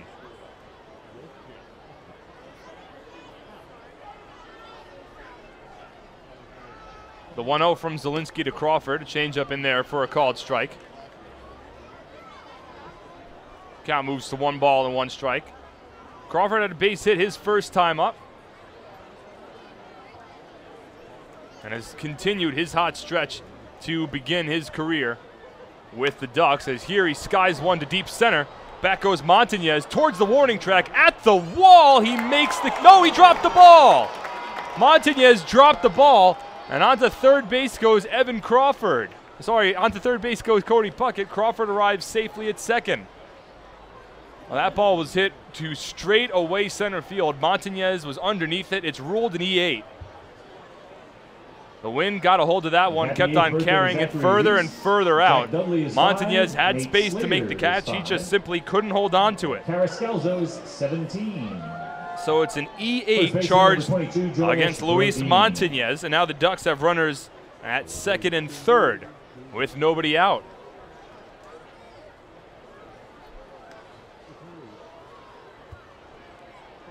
And the new batter will be Joash Brodeen. First pitch to Joash, hitting from the right side, and the fastball misses outside, 1-0. Well, the reason I brought up college football, because besides from the fact that, again, it is starting, but a lot of people here at TD Bank Ballpark tonight are repping Rutgers attire. The 1-0 to Brodeen is fisted foul. 1 ball and 1 strike. Of course, where we're currently located right now in Bridgewater, New Jersey, is just about 10 to 15 minutes away from New Brunswick, where the Rutgers campus is located, and nearby Piscataway, New Jersey, which is where Rutgers plays all of their home football games. Looks like Brodeen might have broken his bat on that foul ball as he walks back towards the Ducks dugout, and he'll get a new piece of lumber.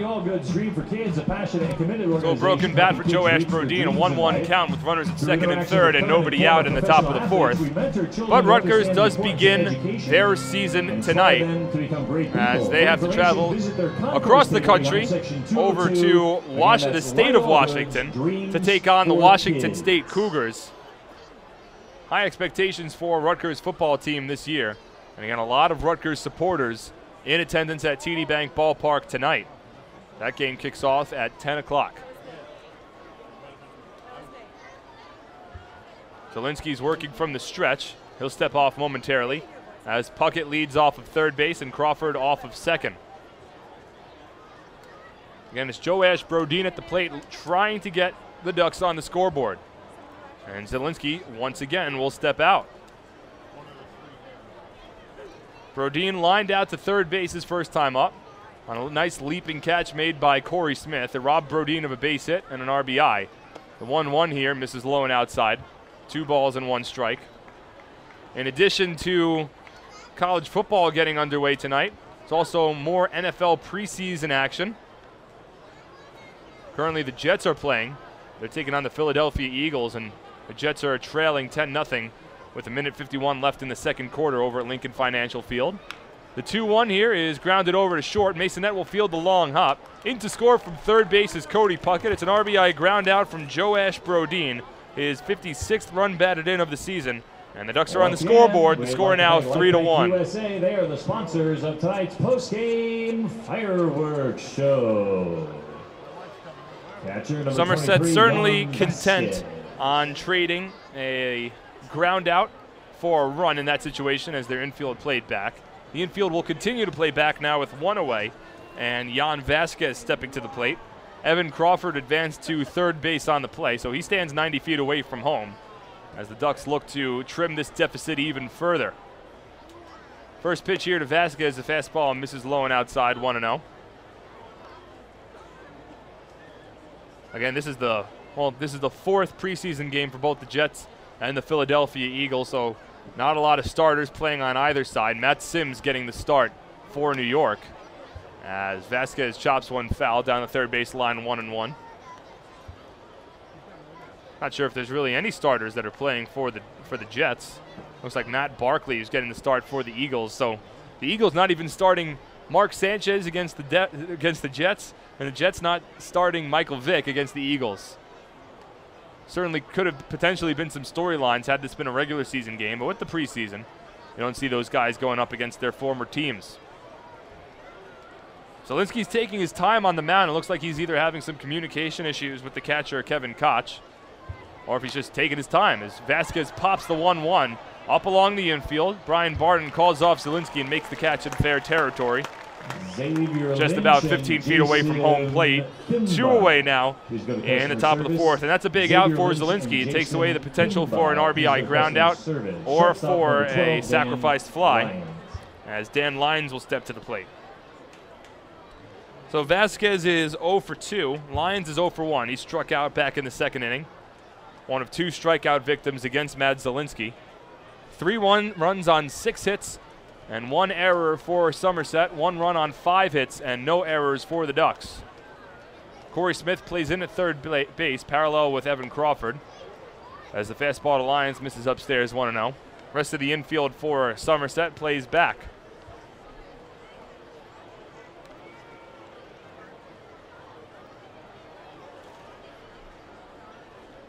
The 1-0 to Lyons, swung on and missed, late on the fastball. Count moves to 1 ball and 1 strike.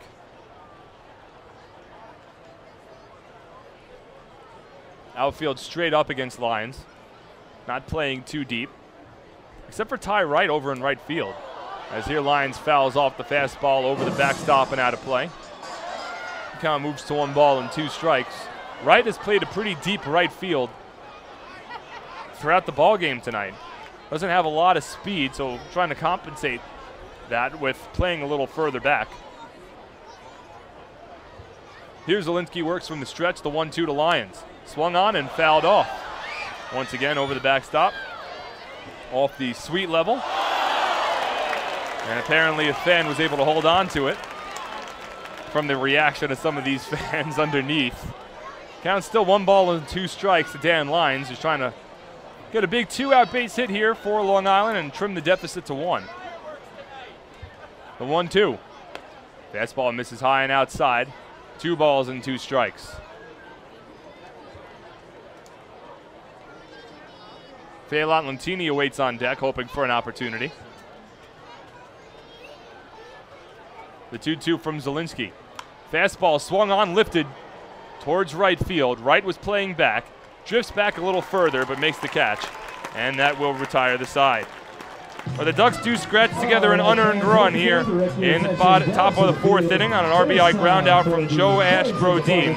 1 run on 1 hit with 1 error and 1 runner left on base. Move to the bottom of the 4th. Patriots lead 3-1 on the Ducks official YouTube channel, youtube.com/DucksBaseball.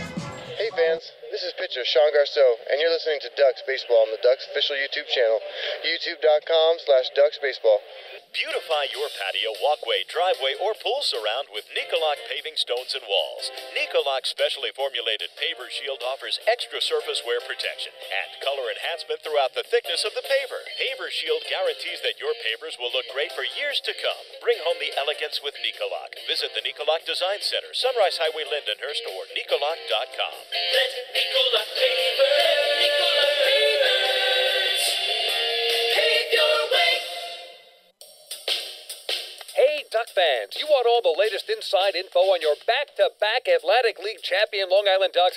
Then follow Ducks president and general manager Michael Pfaff on Twitter at twitter.com/LIDucksGM. You'll find out first right here about player transactions, special stories, and so much more. You'll also be able to interact with Michael directly and get his take on all things Ducks baseball. Head to twitter.com/LIDucksGM today and make sure to follow along throughout the entire 15th anniversary season. Ducks baseball. Life is better here.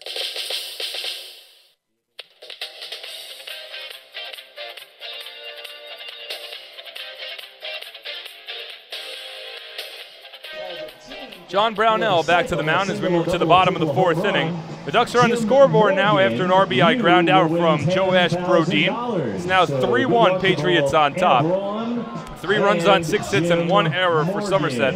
1 run on 5 hits and no errors for the Ducks. So here in the bottom of the 4th for Somerset, it'll be the bottom of the order. Kevin Koch followed by Edwin Masonette and Scott Kelly. The 7-8-9 batters due up for the Patriots. Koch grounded into a 5-4-3 double play in his lone at-bat so far tonight.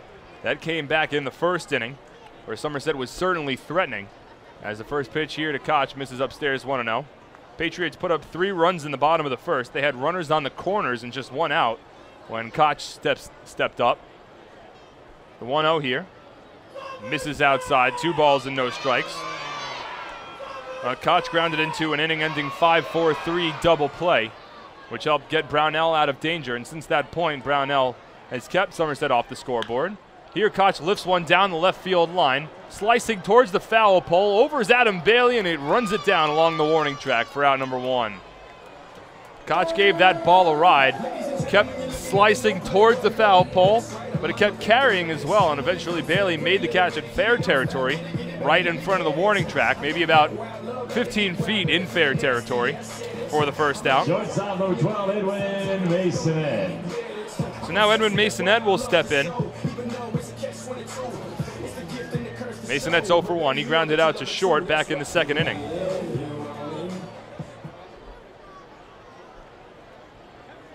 Right-handed batter to work against the righty Brownell. From the windup, first pitch to Masonette, swung on and missed, 0-1. And this is Brownell's 3rd start of the season against the Somerset Patriots. 2nd time he's made a start here at TD Bank Ballpark. As the changeup misses for a ball, 1-1. Back in the 1st game of the regular season here at TD Bank Ballpark, back on April 25th, Brownell received a no decision, allowing 2 runs over 6 innings, as Masonette skies one foul down the right field line.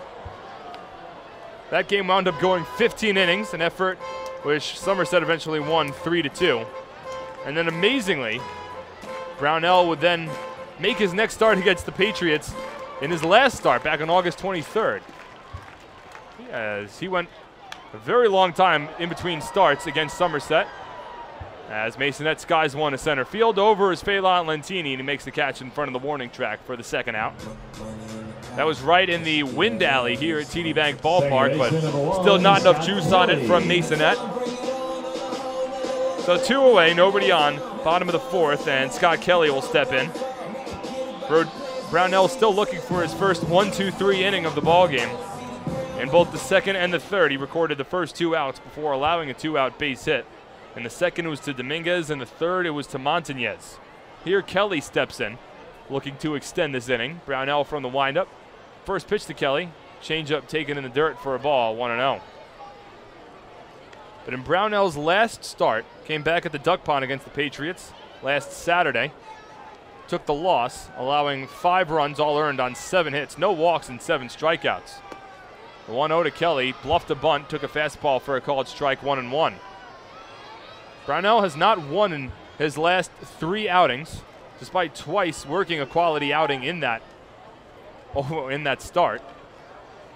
Includes a tough luck loss against the Sugarland Skeeters on August 13th, as here Scott Kelly rips a base hit into left field.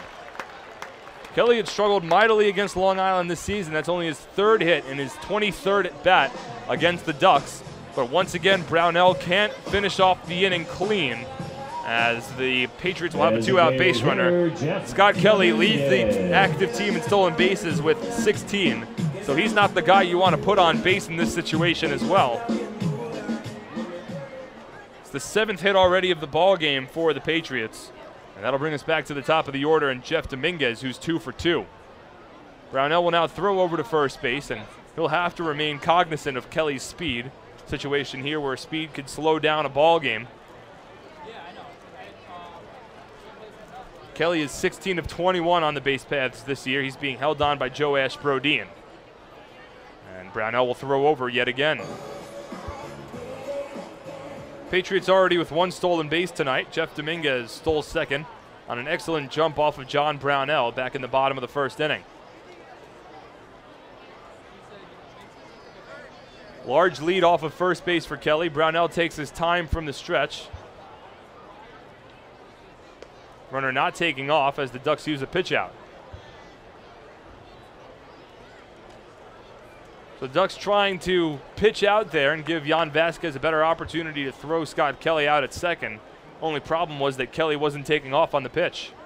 So now it's a 1-0 count. And Brownell will throw over to first again.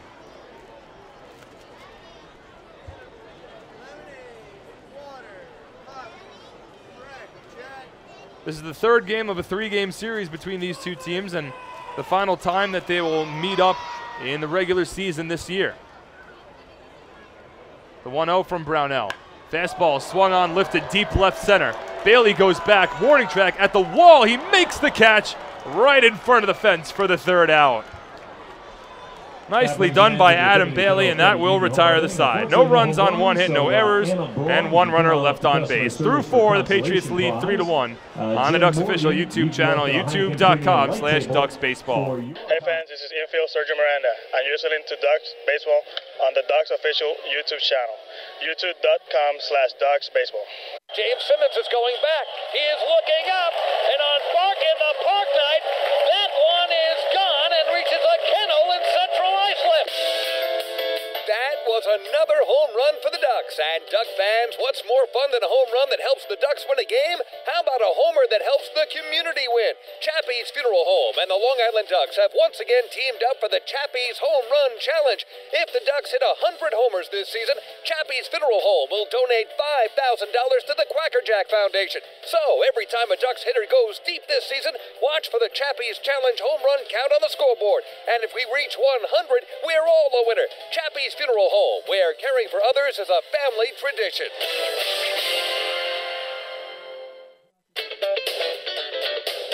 Baseball fans, the Long Island Ducks mobile app has officially arrived.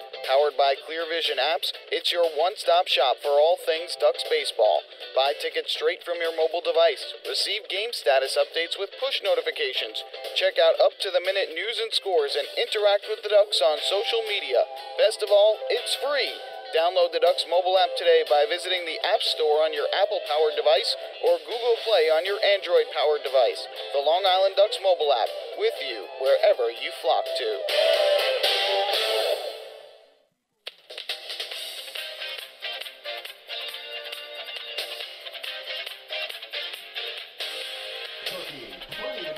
Top of the fifth now at TD Bank Ballpark. Mark Schwartz here on the Ducks official YouTube channel, youtube.com/DucksBaseball. Fans, don't forget to stop by the Waddle Inn Shop on your next visit to the Duck Pond, where exclusive hard-to-find Ducks memorabilia is now on sale. Proceeds benefit the Quackerjack Foundation, the charitable arm of the Long Island Ducks. First pitch to Phelan Lentini's a fastball that misses inside 1-0. It's the top of the order due up for Long Island here in the top of the fifth. Third time tonight that Lentini will lead off an inning. It'll be Phelan followed by Brendan Harris and Lou Ford. Matt Zielinski back on the mound for his fifth inning of work. The 1-0 to Lentini fouled off, and the bat goes flying into the crowd. Oh, it looks like everyone's all right as the fan who caught the bat triumphantly lifts it above his head. That is your All-State Good Hands play of the game. Looked like there was a kid that was next to him that might have gotten hit. And now a couple of ushers will come over. So I don't know if Phelan will get that bat back or if he's going to grab a new bat from the dugout. And temporary staffing firms, with 7 offices in the Northeast, including 2 in Bridgewater and Parsippany. Now it looks like one of the kids that was down there actually got hit pretty hard. So he'll be attended to. Check out their table on the concourse or visit them at execu-search.com. All the fans down the third base line here at TD Bank Ballpark aren't giving the bat back just yet. Brendan Harris is in the on-deck circle, and he's looking to exchange a bat that the Ducks had in their dugout for the one that Phelan Lentini had been using, but nobody's responding down that third base line to give Harris the bat. So it looks like the Somerset Patriot fans, at least for the time being, are going to try to hold on to that bat. No ushers are going down there to take it away from them either. Interesting that that fan's going to be allowed to hold on to the bat, which completely eluded Phelan Lentini. The 1-1 pitch here is a fastball that's popped up along the infield. Camping under it is the shortstop Edwin Masonette, and he makes the catch for out number 1.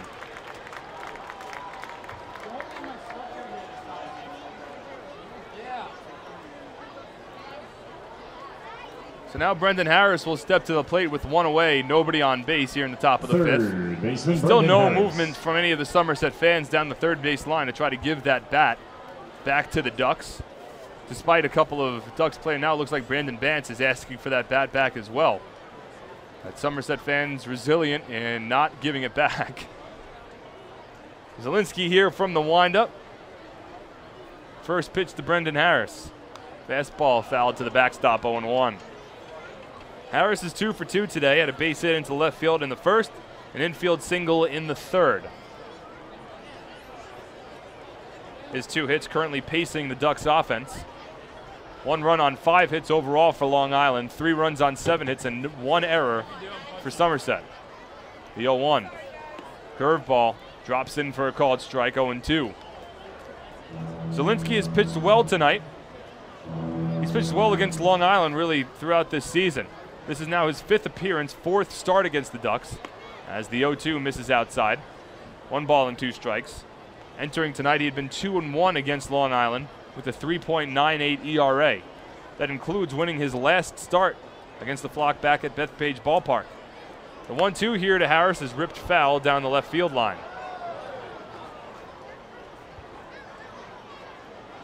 Count holds at 1 ball and 2 strikes.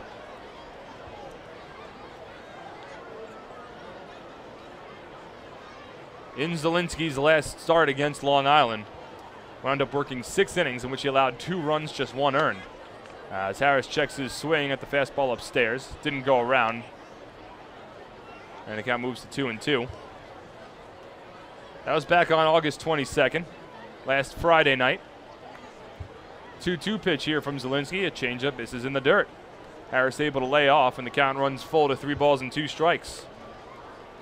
Zielinski so far hasn't walked a batter, and he has struck out 2. Had just 30 strikeouts in 126 innings entering tonight's ball game.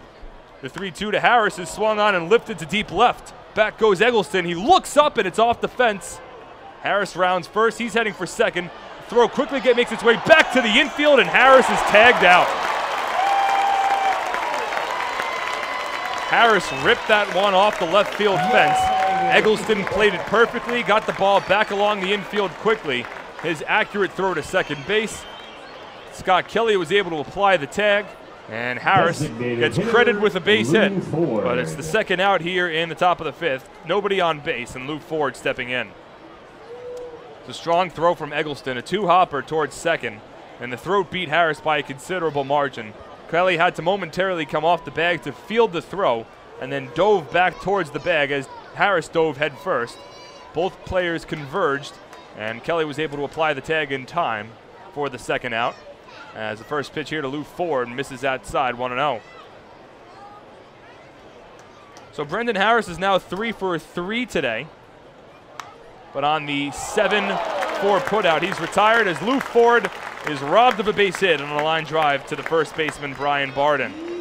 So no runs for Long Island here in the top of the 5th on 1 hit, no errors, and nobody on base. Patriots lead 3-1 halfway home on the Ducks official YouTube channel, youtube.com/DucksBaseball. Hi, this is pitcher Jared Lansford, and you're listening to Ducks Baseball on the Ducks official YouTube channel, youtube.com/DucksBaseball. All 2,000 of us at PSEG Long Island care deeply about our communities. Our company has a long-standing commitment to giving back, and our people, along with our energy efficiency and renewable energy programs, are helping to improve the businesses and towns we all call home. Learn more about how we're working together to better serve our communities. Visit us at psegLINY.com/community. Take your group out to the ball game this season and enjoy all the fun of Ducks baseball at discounted prices with the Hebrew National Picnic Area, luxury suites, the Smokin' Owls party deck, and so much more. Bringing your group to the game will be an unforgettable experience. The Ducks even offer opportunities to sing the national anthem, serve as a color guard, be the Nicolak Dream Team, put on a pregame performance, display your group's artwork, or shag fly balls during Ducks batting practice. To book your outing today, call 631-940-3825 and ask for the group sales department. Long Island Ducks baseball. Life is better here.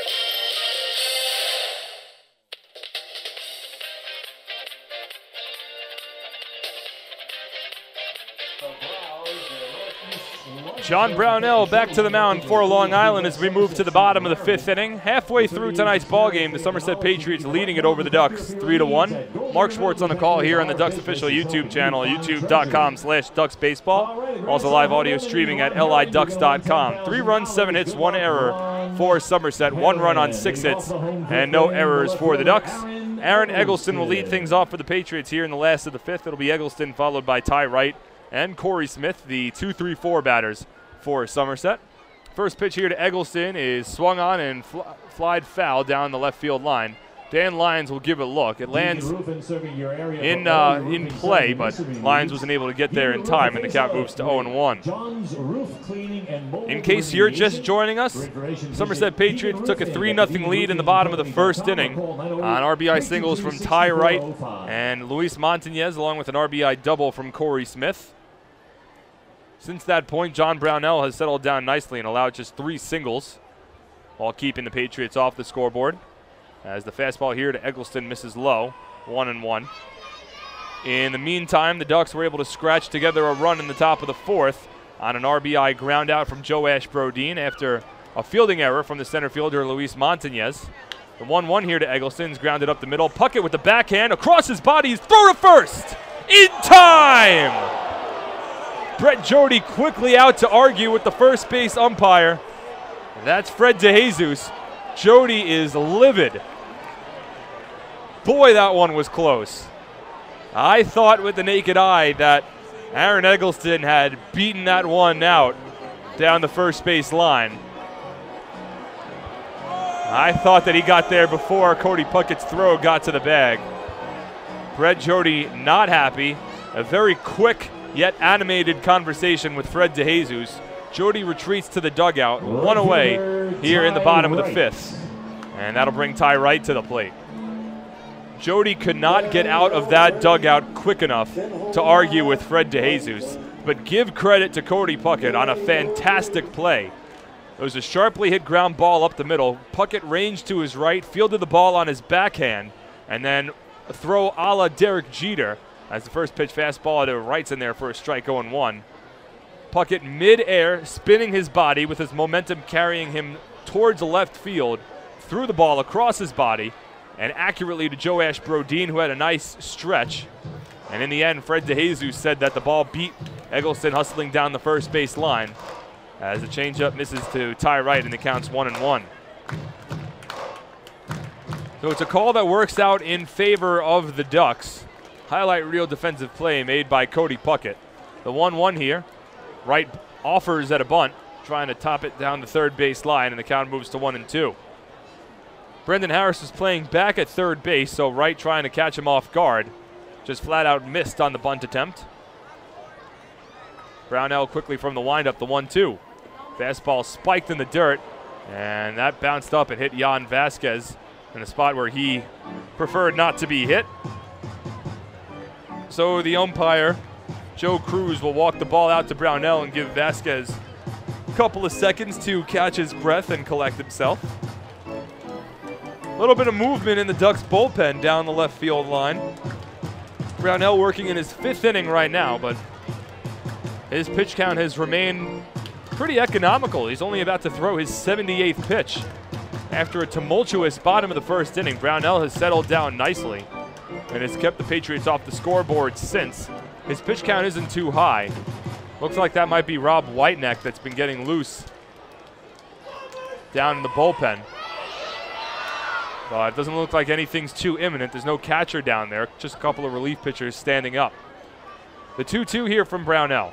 Fastball, and it just misses off the outside part. The count runs full to 3 balls and 2 strikes.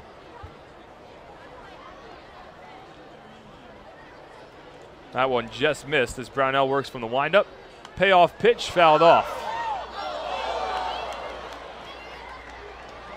Over the backstop. Count stays at 3 balls and 2 strikes.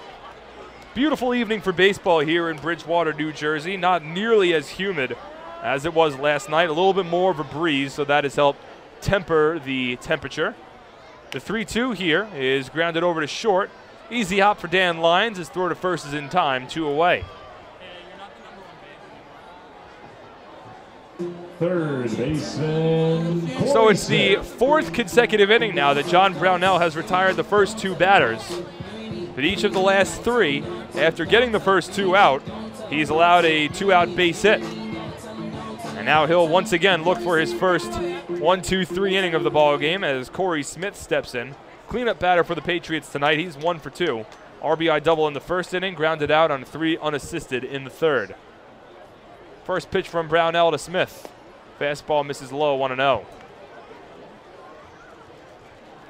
Ducks took Tuesday night's ball game over Somerset 7-1. Took last night's ball game 6-1.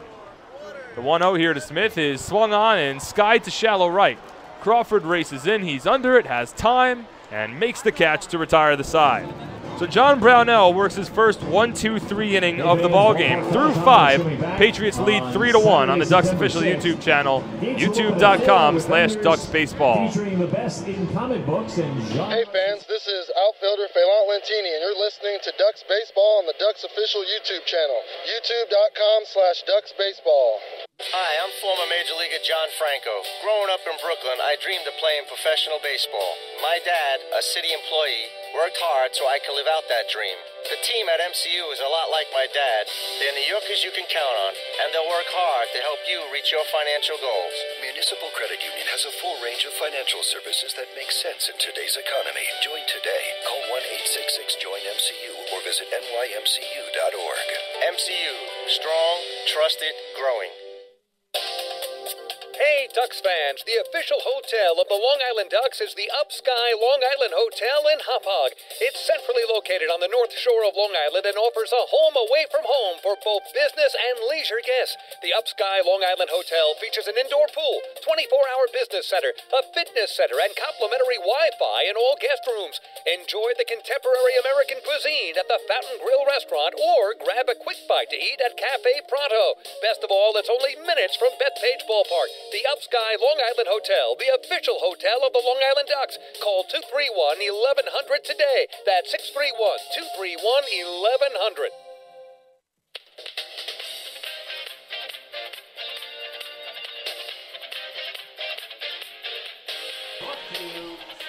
Fans follow all season long as the Long Island Ducks try and meet the Chappie's Home Run Challenge. If the Ducks hit 100 home runs, Chappie's Funeral Homes will donate $5,000 to the Quackerjack Foundation. Chappie's Funeral Homes, where caring for others is our family tradition. Adam Bailey will lead things off for the Ducks here in the top of the sixth. It'll be the 4, 5, 6 batters due up for the Ducks. Bailey followed by Cody Puckett and Evan Crawford. Adams 1 for 2 so far today as Matt Zielinski comes back out for his 6th inning of work. First pitch to Bailey, a fastball misses upstairs, 1-0. Zielinski had thrown 89 pitches through his first 5 innings, allowing just 1 run on 6 hits with 2 strikeouts and no walks. The only run he's allowed so far unearned as the fastball misses low to Bailey, 2-0.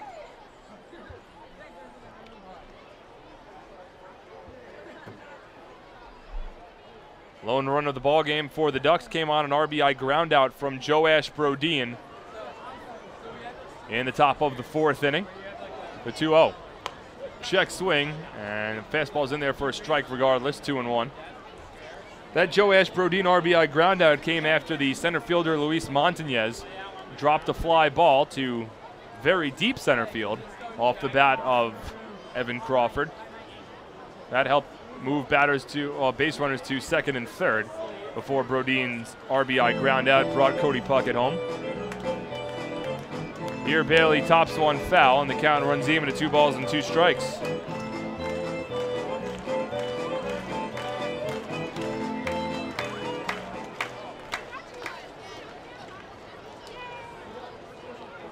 Zielinski from the windup, the 2-2 to Bailey. Swung on, grounded off Zielinski. It rolls towards the first base side. The underhand toss to first beats Bailey by a stride. A 1-3 put out. Nice play made by Zielinski. Might not have been a base hit even if it got past Zielinski because the Patriots had the shift on. And the shortstop Montañez was, the shortstop Masonette was playing right behind the second base bag. Instead, it hits off of Zielinski's hit, rolls towards the first base side. The trainer now for Somerset has come out to talk things over, make sure he's all right. Brett Jody has come out to make sure he's all right as well. But Zielinski, after realizing the ground ball was to his right, came off the mound, picked it up, and the underhand toss over to first was able to beat Bailey. So Adams now 1 for 3 today. 1 away in the top of the 6th. And now Cody Puckett will step in. Golf course. Every group gets to play with one of the Patriots. So stop by the customer service or the ticket office for a brochure. Puckett's 1 for 2. He had a base hit his last time up. That broke a stretch in which he was 0 for 10 from the plate over the first 2 games and 1 at bat of this series. First pitch here to Cody. Fastball misses well outside. 1-0. Puckett 3rd on the team and runs batted in with 67. Been a middle of the order player for the last really 2 months for the Ducks.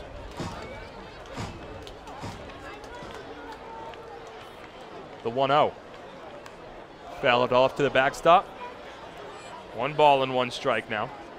Check the out-of-town scoreboard again in the Atlantic League. All games currently underway and of a lot of importance to Long Island.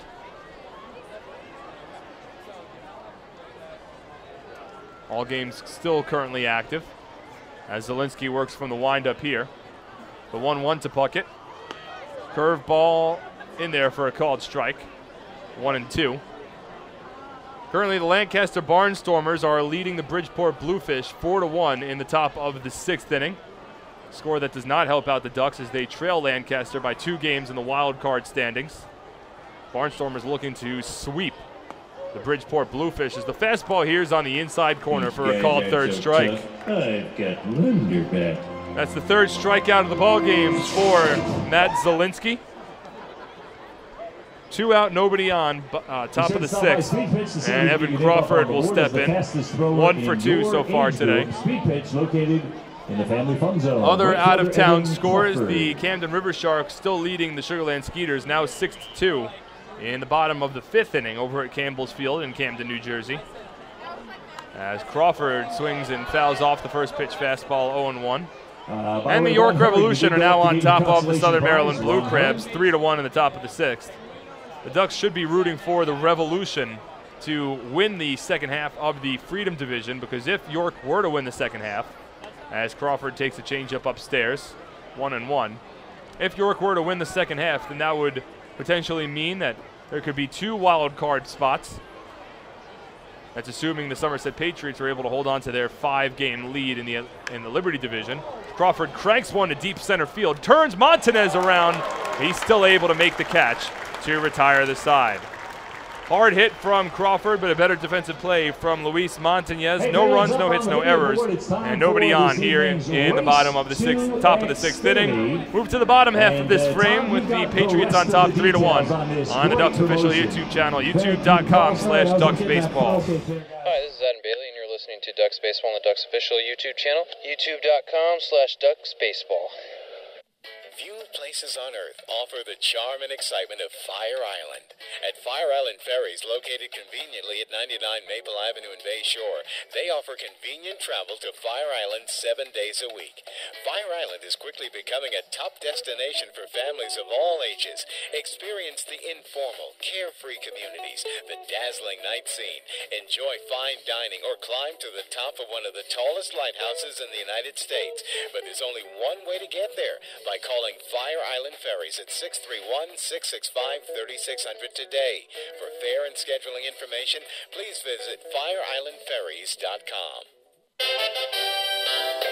Bring your birthday to the ballpark this season and celebrate with the flock. Kona Ice birthday party packages with the Long Island Ducks are now available for the 2014 season. Each package includes 10 box seats, a commemorative birthday t-shirt and autographed baseball, a pizza and Kona Ice party in the Hebrew National Picnic area, and so much more. Best of all, the birthday child will stand on the dugout while the entire crowd sings happy birthday. Reserve your party today by calling 631-940-3825 and ask for the group sales department. Kona Ice birthday parties with the Long Island Ducks, a once-in-a-lifetime experience.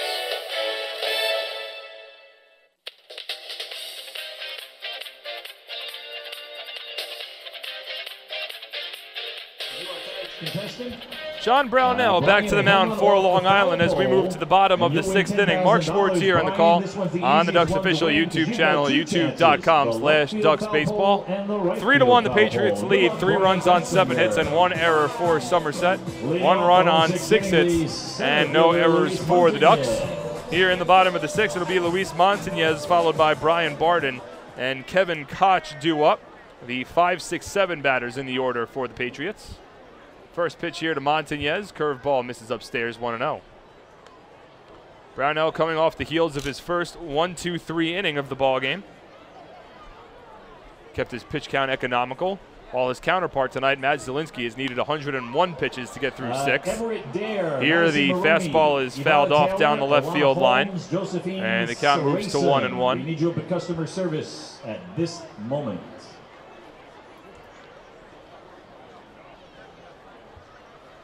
From the windup here, the 1-1 from Brownell. Fastball grounded up the middle. Puckett with the backhand. His throw to first in time, 1 away. Puckett's made a couple of nice plays on the backhand tonight. Robbed Aaron Eggleston of an infield single back in the 5th. Here, a nice play to take away a base hit from Luis Montanez. 1 away in the bottom of the 6th inning, and now Brian Barden will step in.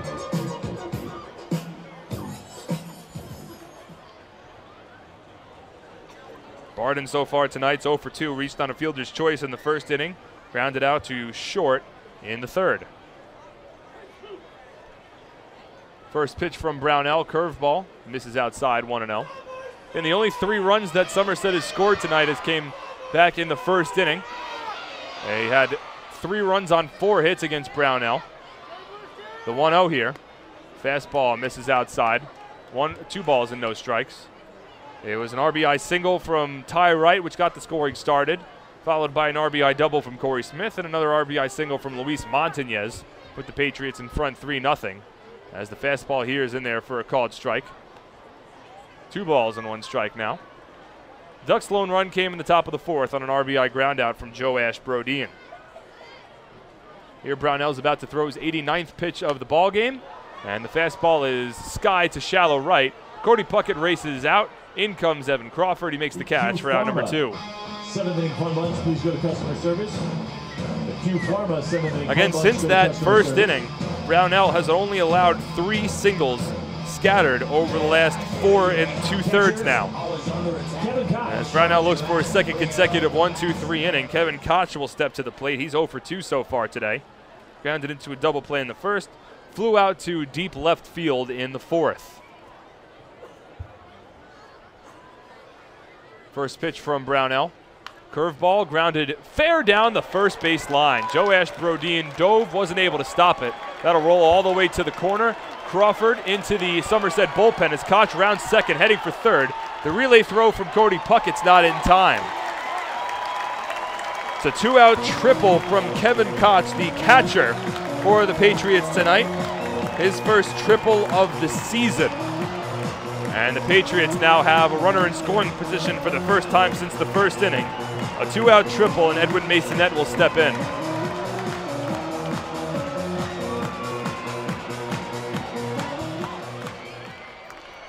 He sharply hit that one down the first base line. A nice effort from Joe Brodeen, but he wasn't able to hold it. And it rolled all the way into the corner where the Somerset bullpen's located. Crawford had a long way to run. And with it down the first base line, Koch was easily able to take third, despite a strong relay throw from Cody Puckett. So now Brownell will work from the stretch and try to keep this game at a 2-run difference, as the first pitch curveball misses inside for a ball, 1-0. Masonette is 0 for 2, grounded out to short in the second, flew out to center in the 4th. Infield plays back with 2 away. Koch leads off of third base. The 1-0 from Brownell. Fastball fouled off down the right field line. Donnelly, 1 ball Gina and 1 Hamilton, strike.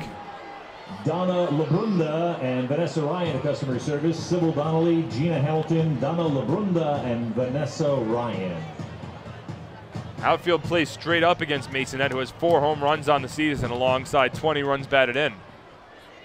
The 1-1 from Brownell. Fastball lined down the left field line. That had some legs on it, but it lands foul. And the count moves to 1-2. Masonette just out in front of that one. If he was able to straighten it out, it would have at least been an RBI double. Instead, it's just a harmless strike. And now Brownell is ahead in the count. From the stretch, stares into Jan Vasquez for the call, the 1-2 pitch. Fastball fouled off the suite level facade, and back towards the general seating bowl. Count holds at 1 ball and 2 strikes. Ducks will return home after tonight's ball game, make about the 2-hour drive back towards Central Islip. The 1-2 here is lined towards second. Puckett with a sliding catch. He robs Masonette of a base hit, and that keeps the Patriots off the scoreboard. Another fine defensive play made by Cody Puckett. No runs in the inning on 1 hit, no errors, and 1 runner left on base. Through 6, the Patriots lead 3-1 on the Ducks official YouTube channel, youtube.com/DucksBaseball. Hi, this is pitcher John Brownell, and you're listening to Ducks Baseball on the Ducks official YouTube channel, youtube.com/DucksBaseball. Hey Ducks fans, your recreation destination this year is The Rinks at Hidden Pond Park. The Rinks features 2 full-size ice rinks, a 97-acre summer day camp, a New York State licensed preschool academy, and a wide variety of birthday party options. Learn to skate, join one of many hockey leagues, swim in an Olympic-sized pool, and enjoy all the fun that The Rinks has to offer. Visit us today at 660 Terry Road in Hauppauge, or check us out online at therinks.com. The Rinks, your recreation destination. get enough of the Long Island Ducks? Well, now you can get even more inside info on your favorite hometown team through Facebook and Twitter. The Ducks are constantly updating fans through social media with scores, transactions, ballpark promotions, and much more. You can even win great prizes. All you'll need to do is make a free account on Facebook and Twitter, and then visit us at facebook.com/LIDucks and twitter.com/LIDucks. Think you're Long Island's biggest Ducks fan? Get connected now.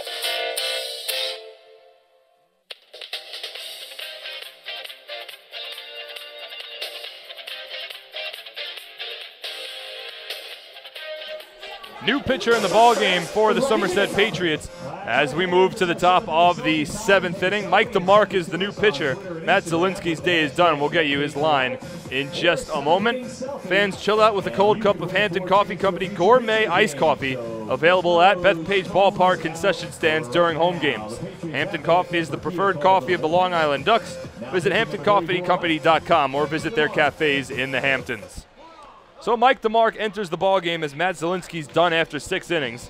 He throws 101 pitches in which he allows 1 run unearned on 6 hits, no walks, and 3 strikeouts. Zielinski currently in line for the win if the back end of the Patriots bullpen could hold on for the final 9 outs of this ballgame. The new pitcher is Mike DeMark for Somerset. The 6', 205-pound right-handed reliever from Tolleson, Arizona. Most recently played for AA Midland. Reached as high as AAA in his affiliated baseball career. DeMark this season is 7-2 in 39 relief appearances with a 3.75 ERA and 2 saves. 36 innings of work. He's allowed 15 runs, all earned on 31 hits, 16 walks, and 30 strikeouts. So the right-handed throwing Mike DeMark enters the ballgame, and now he'll work against the switch hitter Joe Brodeen, who for the first time tonight will bat from the left side. Brodeen went 0 for 2 with a run batted in from the right side of the plate against the southpaw Zielinski. Now DeMark will work from the stretch with nobody on base, and the first pitch to Brodeen's a fastball that misses outside 1-0. So right now it's Zielinski that's currently in line for the win. Nobody getting loose in the Ducks bullpen, so it looks like John Brownell will likely come out for the bottom of the 7th. Brownell has thrown 95 pitches so far as Brodeen fouls off the 1-0 fastball. Mann and Tom Gervasio, please go to customer service. Derek Mann and Tom Gervasio, please go to customer service.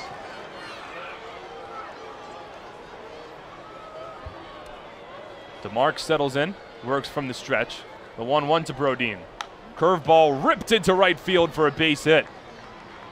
Nice job staying back on that pitch from Joe Brodeen. It's his first hit of the ball game. 7th hit overall for Long Island. And the Ducks now will bring the tying run to the plate with nobody out in the top of the 7th inning in the form of Jan Vasquez. Catcher Jan Vasquez.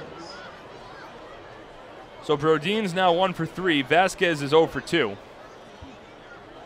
And see if the Ducks can get to the bullpen for Somerset. It's been a very strong bullpen, and you don't want to get into an 8th inning situation in which you're trailing, because then you have to go up against Jason Lowe and then eventually John Hunton. Very strong back end for Somerset as the first pitch to Vasquez is a fastball that misses inside 1-0. Vasquez was bluffing a bunt there, pulled the bat back. See if Kevin Baez actually asks them to drop one down. Try to advance the runner. Ducks trailing by 2 runs here with nobody out in the top of the 7th inning. DeMark from the stretch. Smith creeps in at third. Vasquez squares, drops the bunt down the first base line. DeMark fields. He'll underhand toss it on to first. Barden makes the catch. A sacrifice bunt for Jan Vasquez advances Joe Brodeen to second base. Sacrifice score at 1-3 if you're keeping track at home. And now the Ducks with a runner in scoring position with 1 away, and Dan Lyons stepping in. Lyons is 0 for 2 so far tonight. Dan Lyons. So an interesting decision there as the Ducks now have a runner in scoring position, but they still trail by 2 runs. Dan Lyons at the plate, Phelan Lentini awaiting on deck.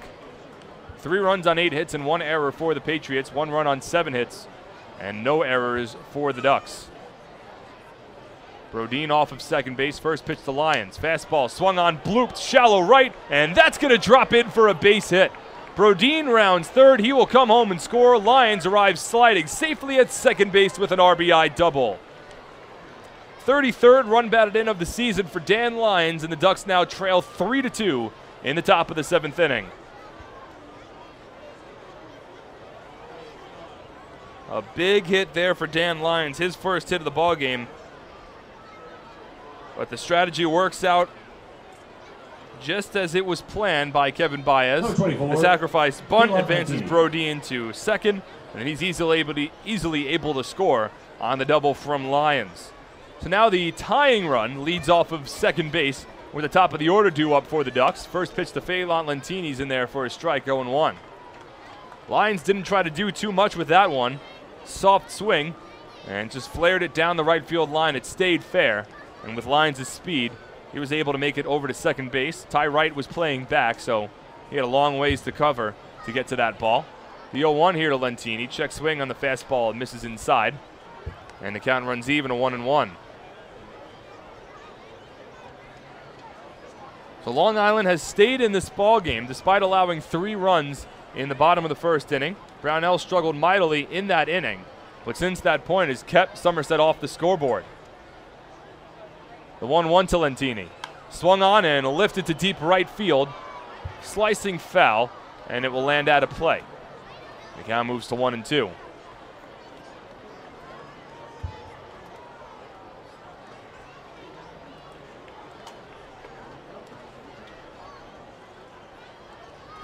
Lentini with 53 runs batted in this season. He's 0 for 3 so far tonight.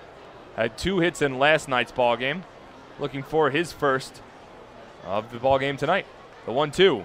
Fastball grounded foul down the third base line.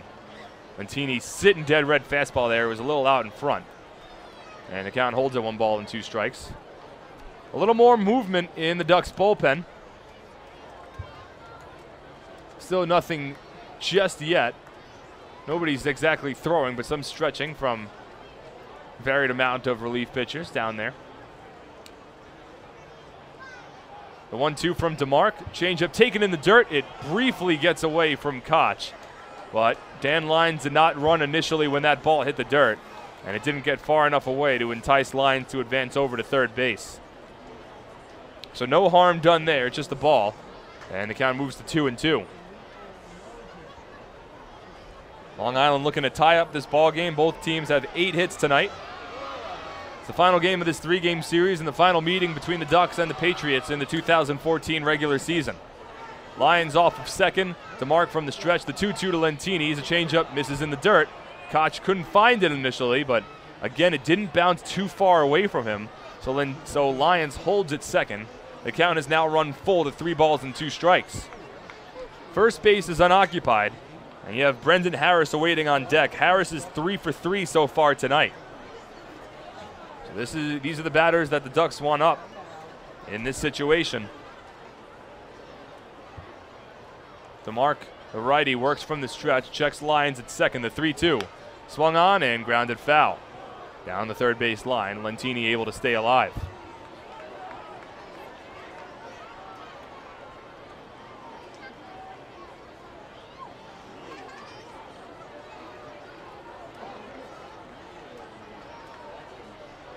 Infield plays back with 1 away.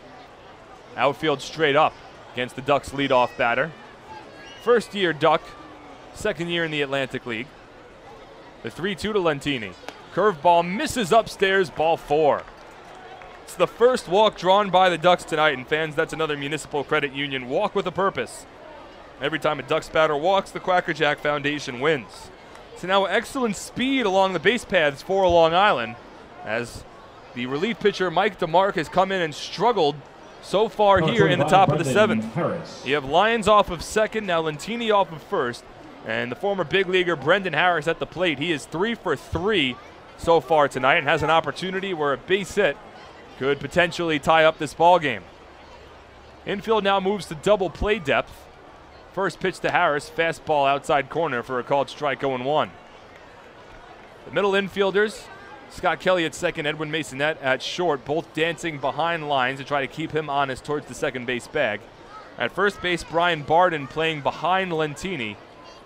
Not too worried about Lentini's speed, considering he still has a base runner in front of him. The 0-1 to Harris. Fastball misses low. 1 ball and 1 strike. Harris with a base hit to left field in the first inning, had an infield single in the third, and had a base hit off the left field fence in the fifth, but was thrown out trying to stretch it into a double.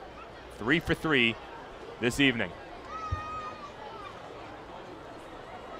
DeMark stares into Koch for the call. The 1-1. Fastball misses low and inside. 2 balls and 1 strike.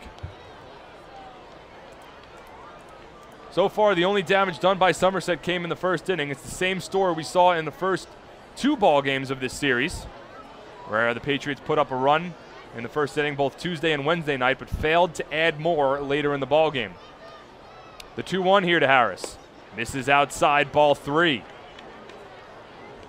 Jason Lowey's getting loose in a hurry in Somerset's bullpen. He's normally the 8th inning setup guy, and he might come in if DeMark fails to retire Brendan Harris here. 2 runners on, 1 away, top of the 7th. Ducks trailing by a run. From the stretch, the 3-1 to Harris. Fastball misses outside, ball 4. Second consecutive walk allowed by Mike DeMark, and the bases are now loaded with 1 away. And the number 3 batter in the order, Lou Ford, stepping to the plate. And fans, that's another Municipal Credit Union walk with a purpose. Every time a Ducks batter walks, the Quackerjack Foundation wins. And now we'll have a meeting on the mound. Corey Domel will come out to talk things over with Mike DeMark. Potentially give Jason Lowey some more time to get loose in the bullpen. The entire infield will come in, and it'll be a timeout used by the Patriots. Their first timeout of the ball game.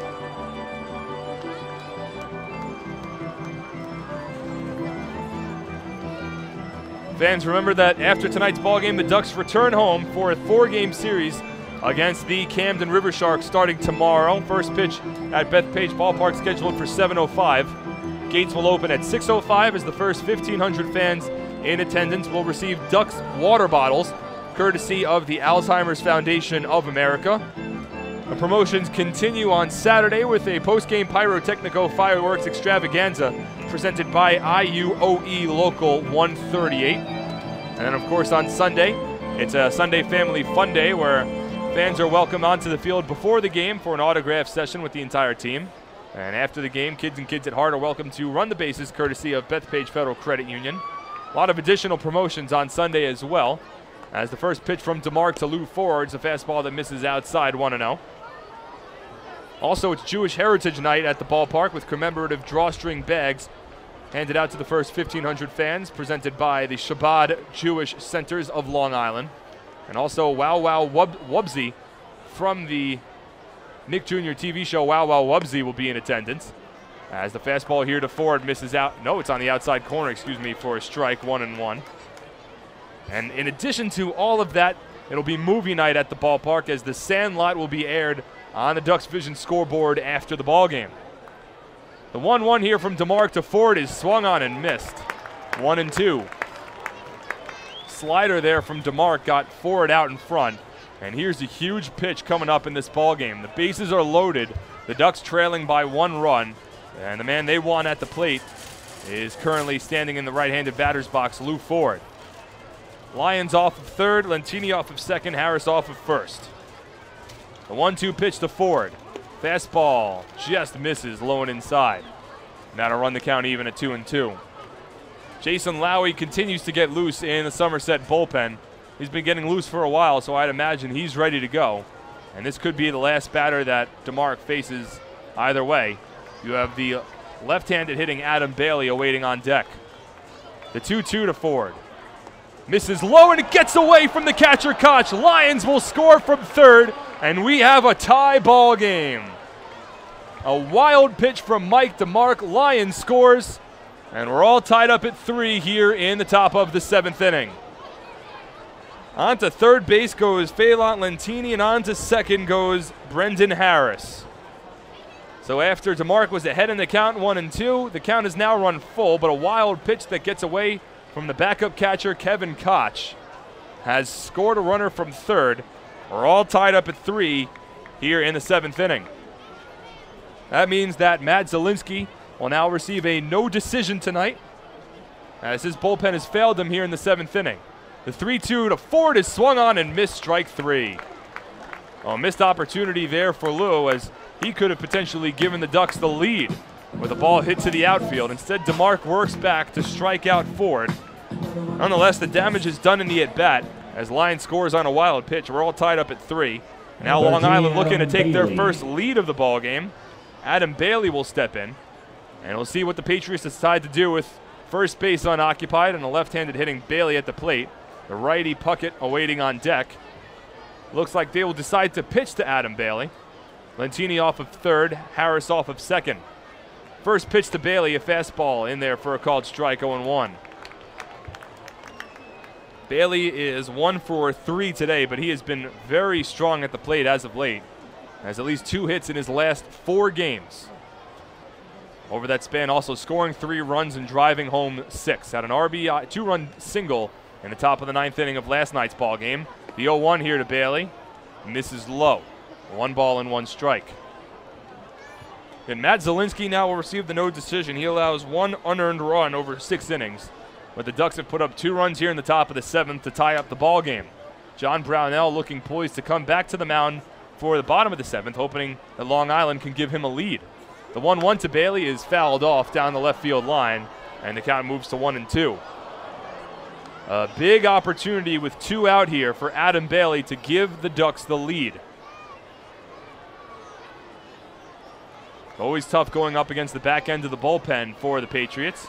Mike DeMarc has allowed 2 runs so far here in the 7th, but he's trying to navigate his way through the inning without allowing the Ducks to take the lead.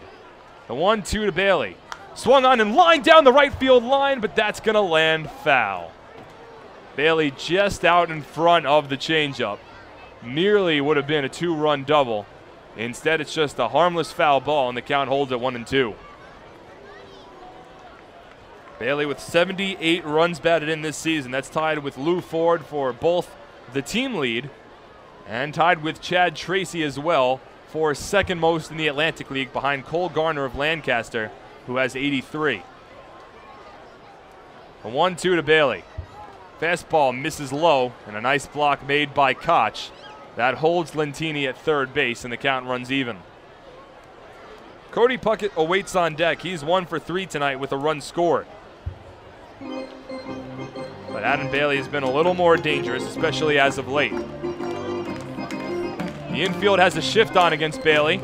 The second baseman Kelly plays in shallow right. Barden guards the line at first, and the shortstop Masonette is almost directly behind the second base bag. The 2-2. Swing and a miss, strike 3. Bailey chased the slider in the dirt. Koch's throw to first completes the putout. But the Ducks scratch together a run here in the top of the 7th inning on a run-scoring wild pitch. 1 run on 2 hits, no errors, and 2 runners left on base. We're tied at 7 as we move to the bottom of the 7th inning, but not before we stretch on the Ducks official YouTube channel, youtube.com/DucksBaseball. Our friends. Hi, this is shortstop Dan Lyons. You can follow me on Twitter at @TheDannyLyons, and you're listening to Ducks Baseball on the Ducks official YouTube channel, youtube.com/DucksBaseball. It's your money, and you have the power to save it. Make a few simple changes, and you can use less electricity and save real money. By installing Energy Star light bulbs and products for your home, you can save hundreds of dollars each year. At PSEG Long Island, we're working hard to serve you in the way you deserve. Check out our energy-saving tips and tools at pseglyny.com/savemoney. Baseball fans, the Long Island Ducks mobile app has officially arrived. Powered by Clear Vision Apps, it's your one-stop shop for all things Ducks baseball. Buy tickets straight from your mobile device. Receive game status updates with push notifications. Check out up-to-the-minute news and scores and interact with the Ducks on social media. Best of all, it's free. Download the Ducks mobile app today by visiting the App Store on your Apple-powered device or Google Play on your Android-powered device. The Long Island Ducks mobile app, with you wherever you flock to.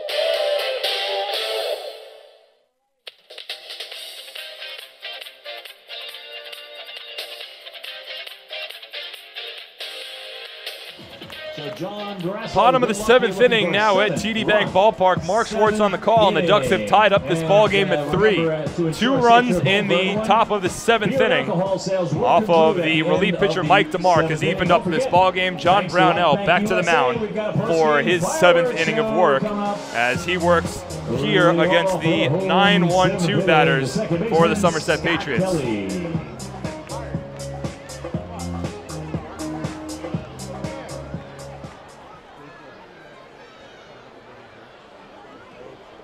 So Kelly steps to the plate, and the first pitch fastball is in there for a called strike, 0-1.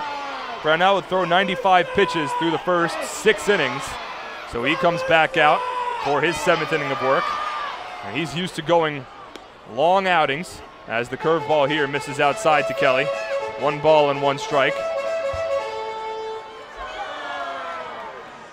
Another barn burner between these two teams, as it seems like each of the last 7 consecutive games that these teams have played against each other have been long games that have featured a good amount of offense. As Kelly fouls off the fastball and the count moves to 1-2. Brownell stares into Vasquez for the call, the 1-2 pitch. Curveball skied foul down the right field line out of play. Count holds at 1 ball and 2 strikes.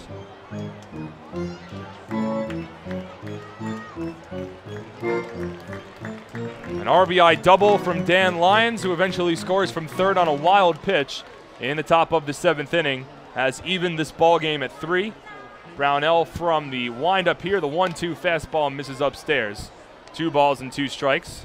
So Matt Zielinski now will take a no decision as we're all tied up at 3. Brownell looking to finish off the 7th inning and give his offense another opportunity to take the lead in the 8th.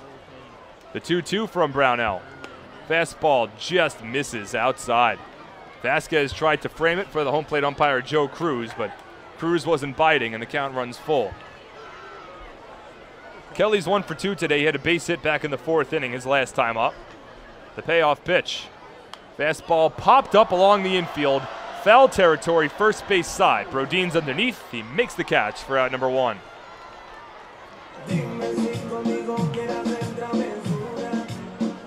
That'll move us back to the top of the order, and Jeff Dominguez, who's 2 for 3 today.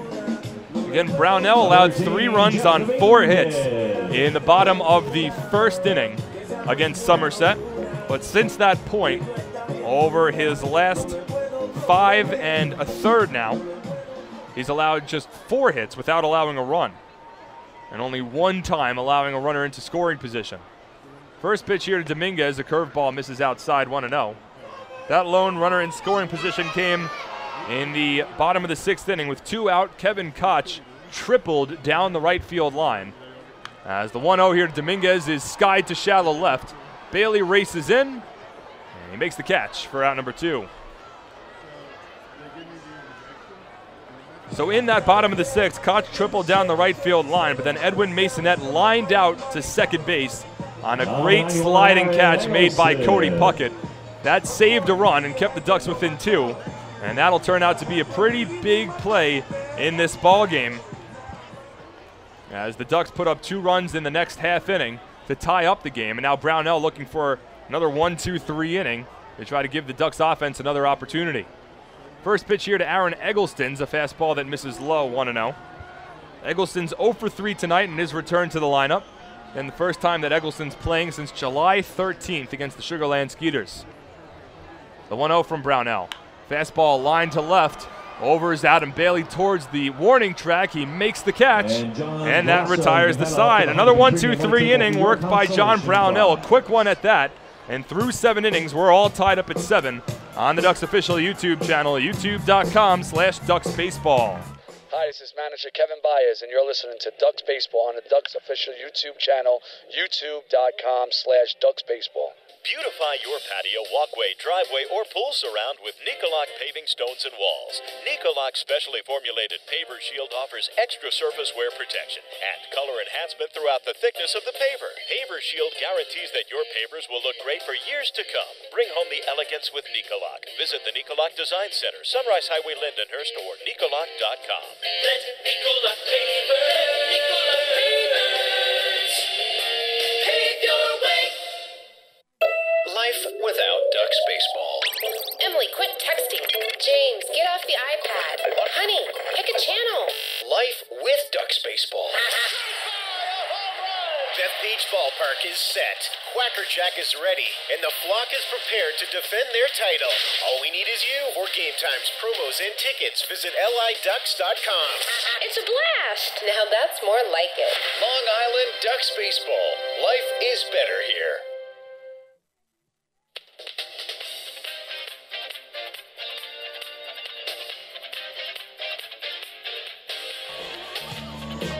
Top of the 8th now at TD Bank Ballpark. Mark Schwartz here on the Ducks official YouTube channel, youtube.com/Ducks baseball. Hey Ducks fans, do you want frequent updates on team transactions, scores, store specials, and the status of upcoming games? Then follow the Long Island Ducks on Twitter at twitter.com/LIDucks. With Twitter, the faithful flock will also be able to follow their Ducks and find out more information regarding nightly promotions, player signings, league activities, and more. The Ducks are tweeting right now, and you can follow along at twitter.com/LIDucks.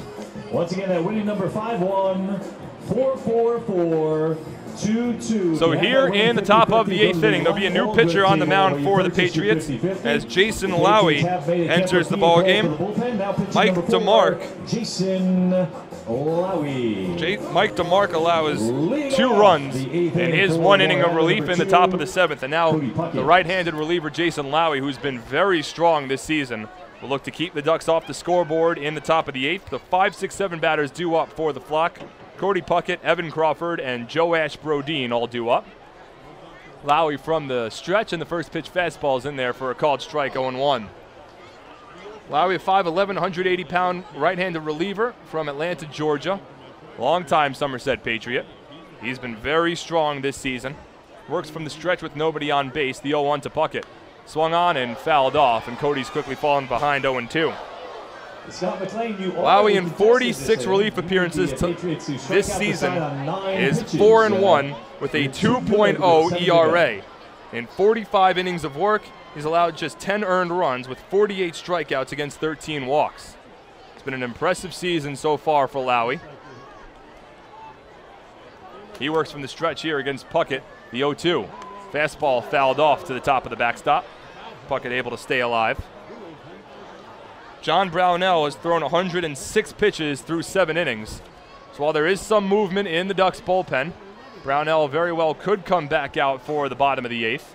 We'll see what Ducks manager Kevin Baez decides to do. It looks like Sergio Perez getting loose in the bullpen. Here's the 0-2 to Puckett. Fastball fouled off. Cody just able to get a piece of it to stay alive. Lunged out, kicking his derriere back towards the Ducks dugout, but in doing so, able to make contact with the foul ball and tap it towards the backstop. Long Island has rallied late in tonight's ball game to even up the game.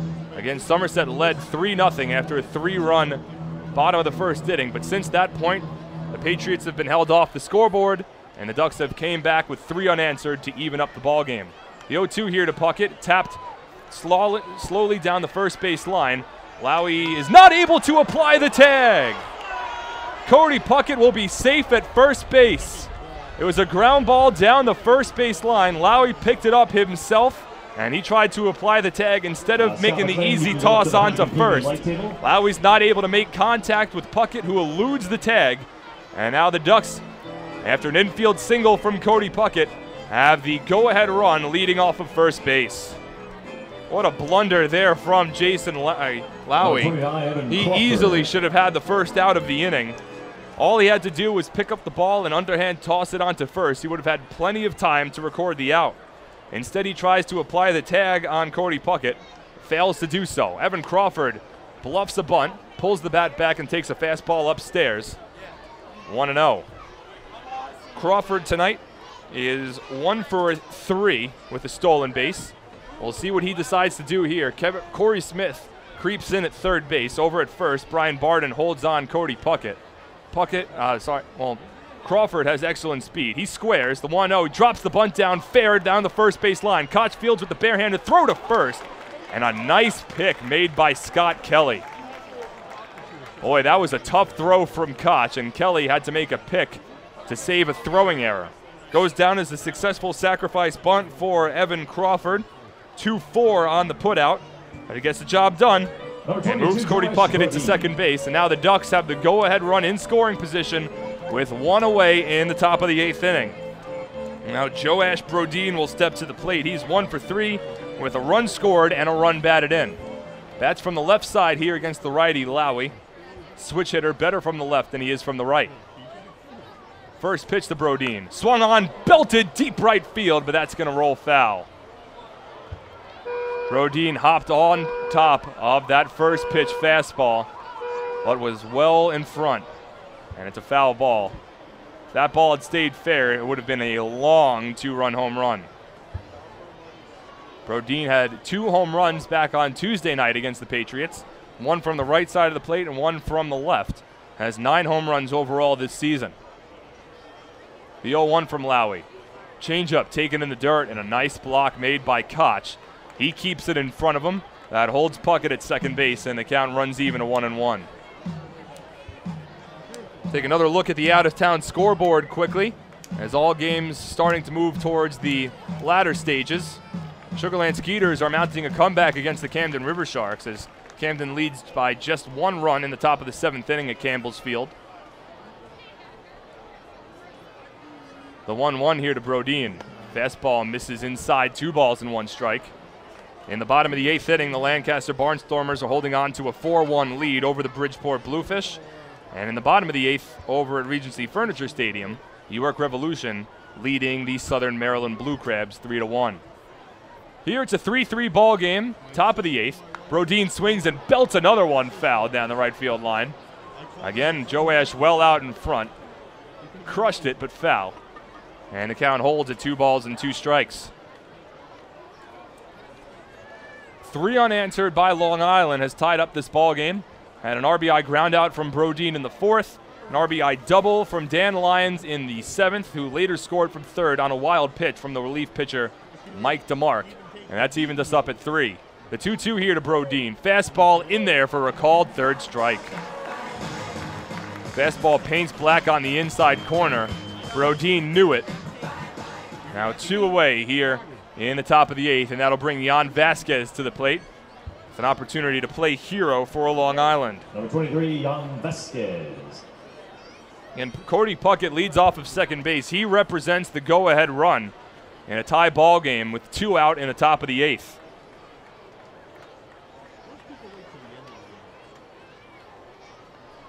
Base hit here for Vasquez with Puckett's strong speed at second base could put Long Island in front for the first time tonight. First pitch here to Jan. A fastball misses low and inside, 1-0. Need you to go to customer service. Madison Vasquez is 0 for 2 so far today. Dropped down a sacrifice bunt his last time up, which advanced Joash Brodin to second base, who eventually came home to score when the next batter, Dan Lyons, blooped a double down the right field line. Here Vasquez is up there as a hitter, trying to find a base hit, the 1-0. Fastball in there for a called strike, 1-1. Slight shift against Vasquez, a switch hitter who bats from the left side here. As Scott Kelly plays deep at second base, and Edwin Masonette shaded towards the second base bag. Center fielder Luis Montañez plays shallow, as the changeup here is in there for a called strike, and the count moves to 1-2. We have Montañez shallow in center, and left field Eggleston plays normal playing depth, and Ty Wright is at his normal playing depth and right as well. Vasquez looking for a base hit, try to score Cody Puckett from second base. Ducks out hitting the Patriots 9-8 now in tonight's ball game. Lowy from the stretch, he'll check Puckett at second base, the 1-2. Check swing, didn't go on the curveball that misses low and inside. Now runs the count even. Vasquez has 16 runs batted in this season for the Ducks, along with 2 home runs, and entered tonight's ball game with a .207 batting average overall.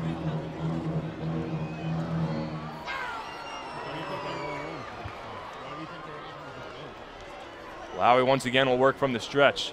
The 2-2 to Vasquez. Fastball misses inside, and that has run the count full now to 3 balls and 2 strikes. So Vasquez, if nothing else, doing a nice job of working the count, staying alive against Lowy.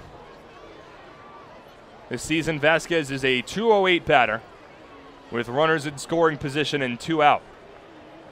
Ducks can use a big hit here to try to take the lead. The 3-2 pitch.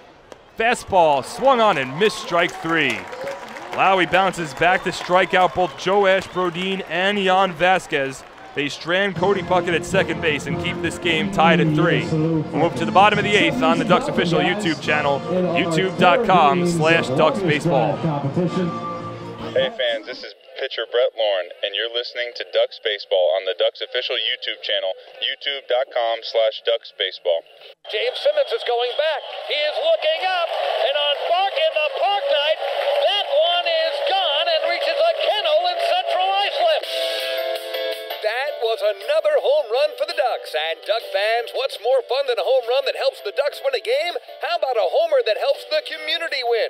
Chappie's Funeral Home and the Long Island Ducks have once again teamed up for the Chappie's Home Run Challenge. If the Ducks hit 100 homers this season, Chappie's Funeral Home will donate $5,000 to the Quacker Jack Foundation. So every time a Ducks hitter goes deep this season, watch for the Chappie's Challenge home run count on the scoreboard. And if we reach 100, we're all a winner. Chappie's Funeral Home, where caring for others is a family tradition.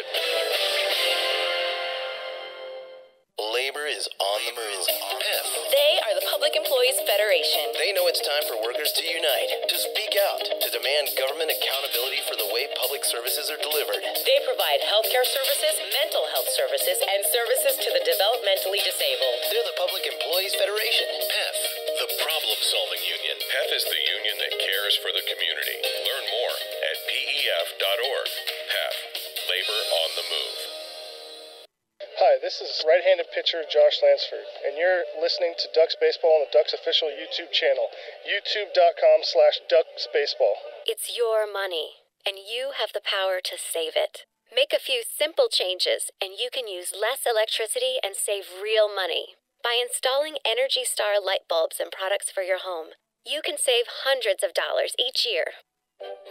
At PSEG Long Island, we're working hard to serve you in the way you deserve. Check out our energy-saving tips and tools at pseglinY.com/savemoney. Hey Ducks fans, stay up to date with Long Island's hometown team by visiting Quack of the Bat, the official blog of the Long Island Ducks. Quack of the Bat will bring Ducks fans beyond the headlines with in-depth feature articles, breaking news stories, game previews, post-game wrap-ups, and so much more. Interact with the team during the entire 15th anniversary season through live chats with Ducks players and exclusive video clips. Check out the blog today at quackofthebat.wordpress.com. Quack of the Bat, the official blog of the Long Island Ducks. Life is better here.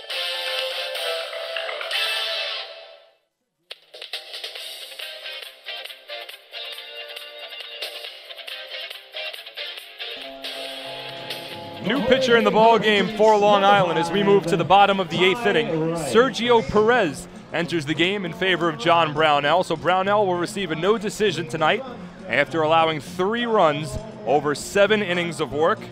Final line for Brownell, again, 7 innings, 3 runs, all earned on 8 hits, no walks, and 1 strikeout.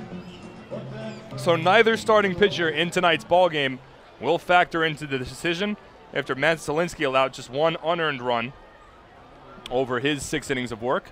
Sergio Perez into the ball game, and his first pitch curveball to Ty Wright misses outside 1-0. So Perez relieving John Brownell will try to keep this game tied at 3 in the bottom of the 8th inning, as this fastball to Ty Wright misses upstairs 2-0.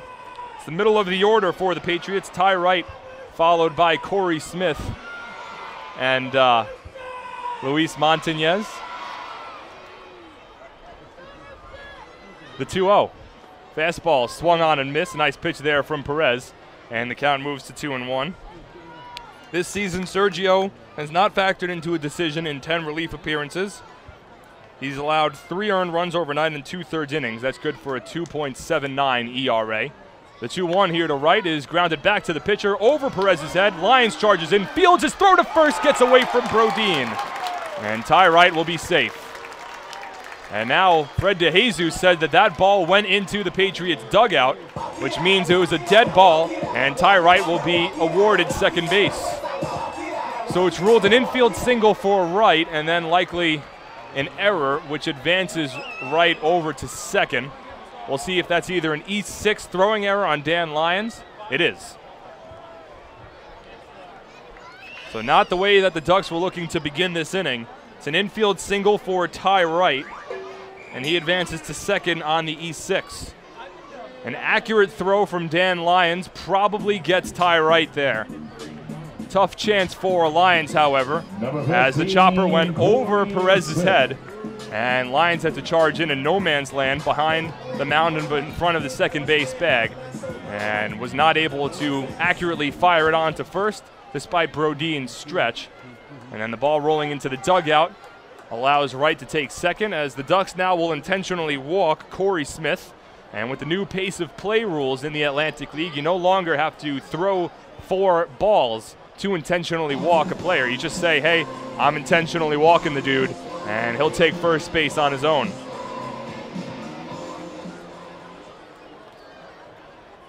So that winds up being the first walk allowed by the Ducks tonight, as Brownell went 7 innings without allowing a walk. Here Perez intentionally walks Corey Smith. That sets up the double play. Runners at first and second, and nobody out. Luis Montañez stepping to the plate. And now Kevin Baez will come out to the mound to talk strategy with the entire infield. This will be the second timeout used by the Ducks tonight.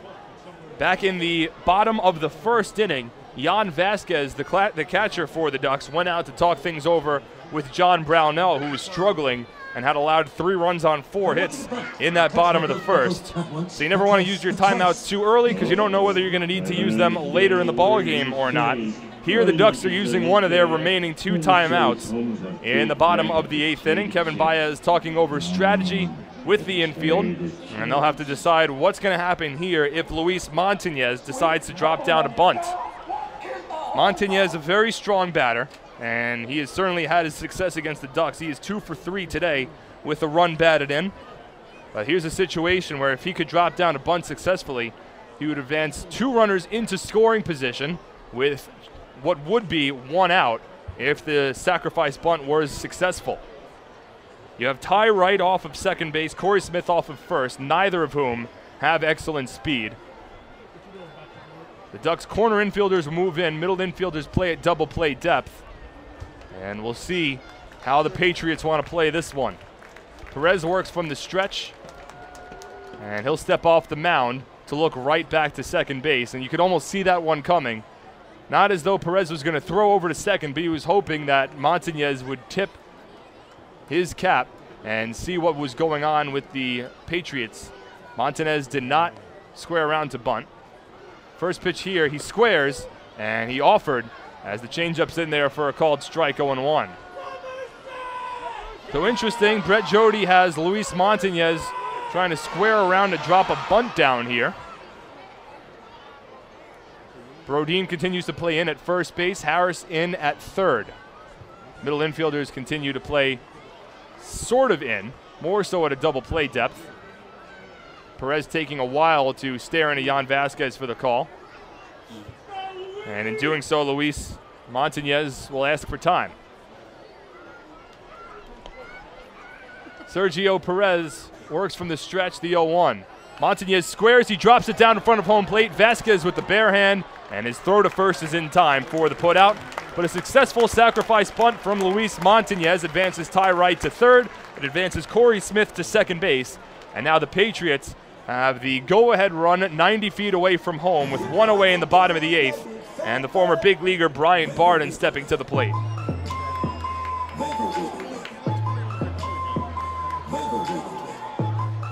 So both teams tonight have used the sacrifice bunt to their advantage. The Ducks will now intentionally walk Brian Barden, the second intentional walk decided upon by Long Island here in this inning. And again, you don't need to throw the 4 pitches. You just say, I'm intentionally walking the guy, and he'll take first base. So that loads the bases now with 1 away. It sets up the double play yet again for the Ducks. And you had to imagine that the Patriots would have thought about this situation because you drop down the bunt with Luis Montañez, who is your strongest remaining batter, towards the bottom of the order. And then if the sacrifice were to be successful, the Ducks would then, in doing so, intentionally walk to load the bases and set up the double play. Now Kevin Baez will come out to the mound, and with the left-handed hitting Koch at the plate, the Ducks have been getting Eric Neeson loose in the bullpen. Kevin Baez will make a pitching change. Sergio Perez will exit. Eric Neeson will enter, and we'll take a break for the pitching change. As the Ducks and the Patriots are tied at 3 with 1 out and the bases loaded in the bottom of the 8th inning on the Ducks official YouTube channel, youtube.com/DucksBaseball.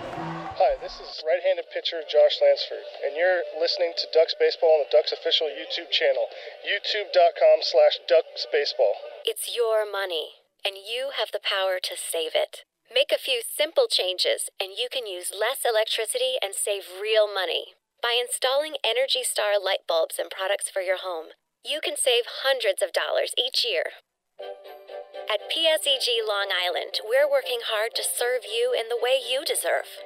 Check out our energy-saving tips and tools at pseglinY.com/save money. Hey Ducks fans, stay up to date with Long Island's hometown team by visiting Quack of the Bat, the official blog of the Long Island Ducks. Quack of the Bat will bring Ducks fans beyond the headlines with in-depth feature articles, breaking news stories, game previews, post-game wrap-ups, and so much more. Interact with the team during the entire 15th anniversary season through live chats with Ducks players and exclusive video clips. Check out the blog today at quackofthebat.wordpress.com. Quack of the Bat, the official blog of the Long Island Ducks. Life is better here.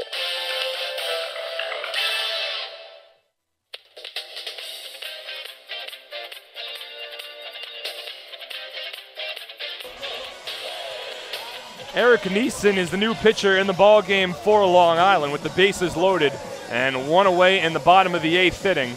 The Ducks brought in Neeson to go up against the left-handed hitting Kevin Koch, but a corresponding move has been made by Somerset as Koch will exit the ball game, and now Damaso Espino, a right-handed batter, will step to the plate to work against the southpaw Neeson. Damaso Espino has been excellent against the Ducks this season. Really been a Duck killer. However, that said, he did go 0 for 4 in last night's ball game. Now has the batting average overall this season of .247. But Espino has been strong against the Ducks, and he'll try to give Somerset the lead here as a pinch hitter in the bottom of the 8th inning. So the Ducks and the Patriots with a little cat and mouse strategy going on here in the bottom of the 8th. A couple of intentional walks handed out by the Ducks. The sacrifice bunt dropped down by the Patriots. And then the Ducks bring in a lefty to go up against the lefty, and the Patriots respond by bringing in their right-handed starting catcher instead. So now Espino will step in. You have the bases loaded here with 1 away. Ty Wright at third, Corey Smith at second, and Brian Barton at first base. Not great speed along the base paths for the Patriots. First pitch from Neeson is fouled off down the first base line, out of play, 0-1. Neeson appeared in last night's ball game, worked an scoreless inning of relief, one of 5 relief pitchers who combined to toss 5 scoreless innings to keep the Patriots off the scoreboard and hold the Ducks' eventual 6-1 victory. Sergio Perez worked just a third of an inning and has loaded the bases. Neeson now in the ball game. The 0-1 is fouled off down the right field line, and the count moves to 0-2. You have a right-handed hitting Edwin Masonette awaiting on deck, but nobody's getting loose in the bullpen right now for the Ducks. Neeson can work both against left-handed and right-handed batters. So I'd imagine that even if Neeson were to get Espino out here, he'd still work against Masonette. We'll see, however, as Neeson's ahead 0-2. From the stretch, the pitch. Fastball just misses inside, and the count moves to 1-2. Vasquez was set up on the outside part of the plate before that pitch, and Neeson missed inside. It would have been close to a strike, but home plate umpire Joe Cruz potentially fooled because Vasquez had to reach across his body to catch that ball. The 1-2 now from Neeson. Swung on and lifted to center field. That should get the run home. Lentini's underneath it. He makes the catch. Scoring from third base is Ty Wright as Lentini's throw comes along the infield. A sacrifice fly for Damaso Espino. That gets the job done. And the Patriots are on top 4-3 here in the bottom of the 8th.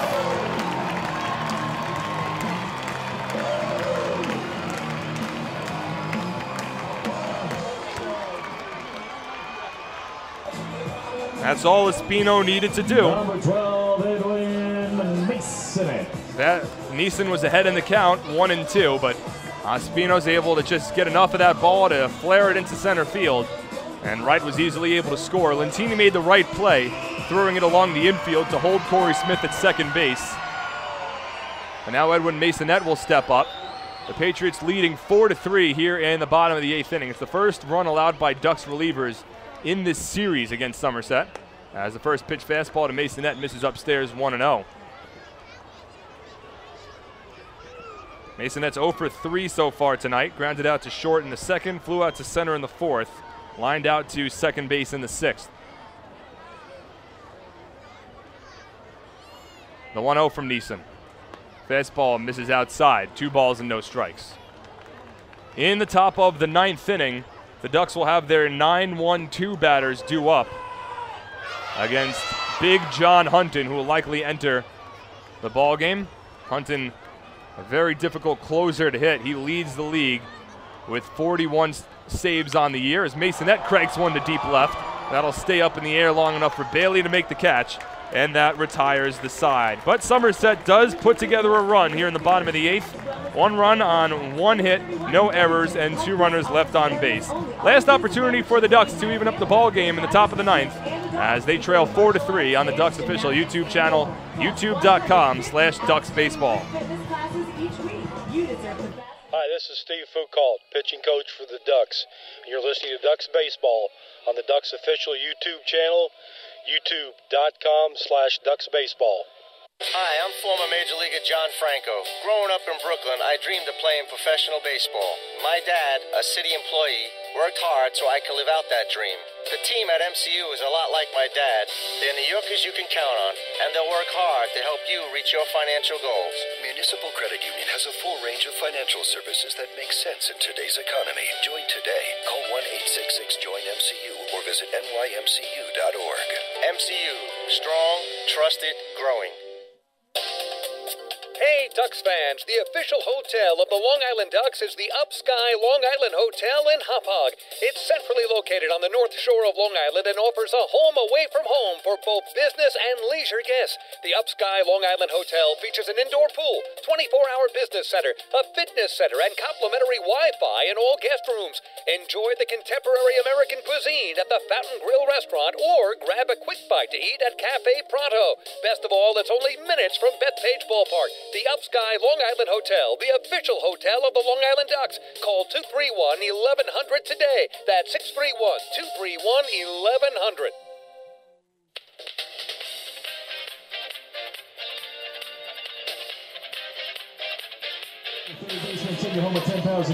Last chance for the Ducks here in the top of the 9th inning. Mark Schwartz on the call on the Ducks official YouTube channel, youtube.com/DucksBaseball. It will be Dan Lyons, Phelan Lentini, and Brendan Harris all due up against Big John Hunton, who comes on for the save opportunity for the Somerset Patriots. Baseball fans, the Long Island Ducks mobile app, powered by Clear Vision Apps, has officially arrived. Buy tickets and stay up to date on Long Island's hometown team right on your mobile device. Download the app today for free by visiting the App Store on your Apple-powered device or Google Play on your Android-powered device. Big John Hunton stands in at a towering 6'9", 255 pounds. Hunton this season has appeared in 50 games. He's 0-1 with a 2.06 ERA. But has 41 saves, which is not only a Somerset record, it's also an Atlantic League single-season record. And the Ducks will look to try to get some damage off of Hunton as they trail by 1 going into the top of the 9th inning. 4 runs on 9 hits, 1 error for the Patriots. 3 runs on 9 hits, and 1 error for the Ducks. That 1 error, a big one, as it began the rally for the Patriots in the bottom of the 8th. The first pitch here to Dan Lyons, a fastball in there for a called strike, 0-1. Lyons today is 1 for 3, had an RBI double in the bottom of the 7th, which brought the Ducks within a run. Later scored on a wild pitch, which tied up the ball game at 3 apiece.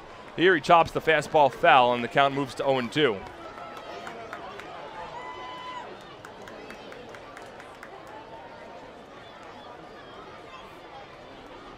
Ducks took the first 2 games of this 3-game set, but the Patriots looking to salvage the series with a win in the rubber match.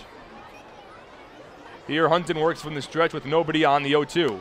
Fastball fouled off over the backstop and out of play. And the count stays at no balls and 2 strikes. The Ducks outscored the Patriots by an aggregate of 13-2 in the first 2 games of this series. Somerset grabbed a 3-0 lead in the bottom of the first earlier tonight. It was the first lead that the Patriots had held throughout this entire series, as Hunton's fastball misses upstairs, 1-2. Morris Generals, please go to customer RBI service. singles from Morris Ty Wright and Generals, Luis Montanez, along with an RBI double from Corey Smith, put the Patriots in front, but John Brownell settled down after that point and held Somerset off the scoreboard for his next 6 innings of work. As the 1-2 here to Lyons misses inside, 2 balls and 2 strikes. John Brownell's night came to a close after 7 innings of 3-run ball.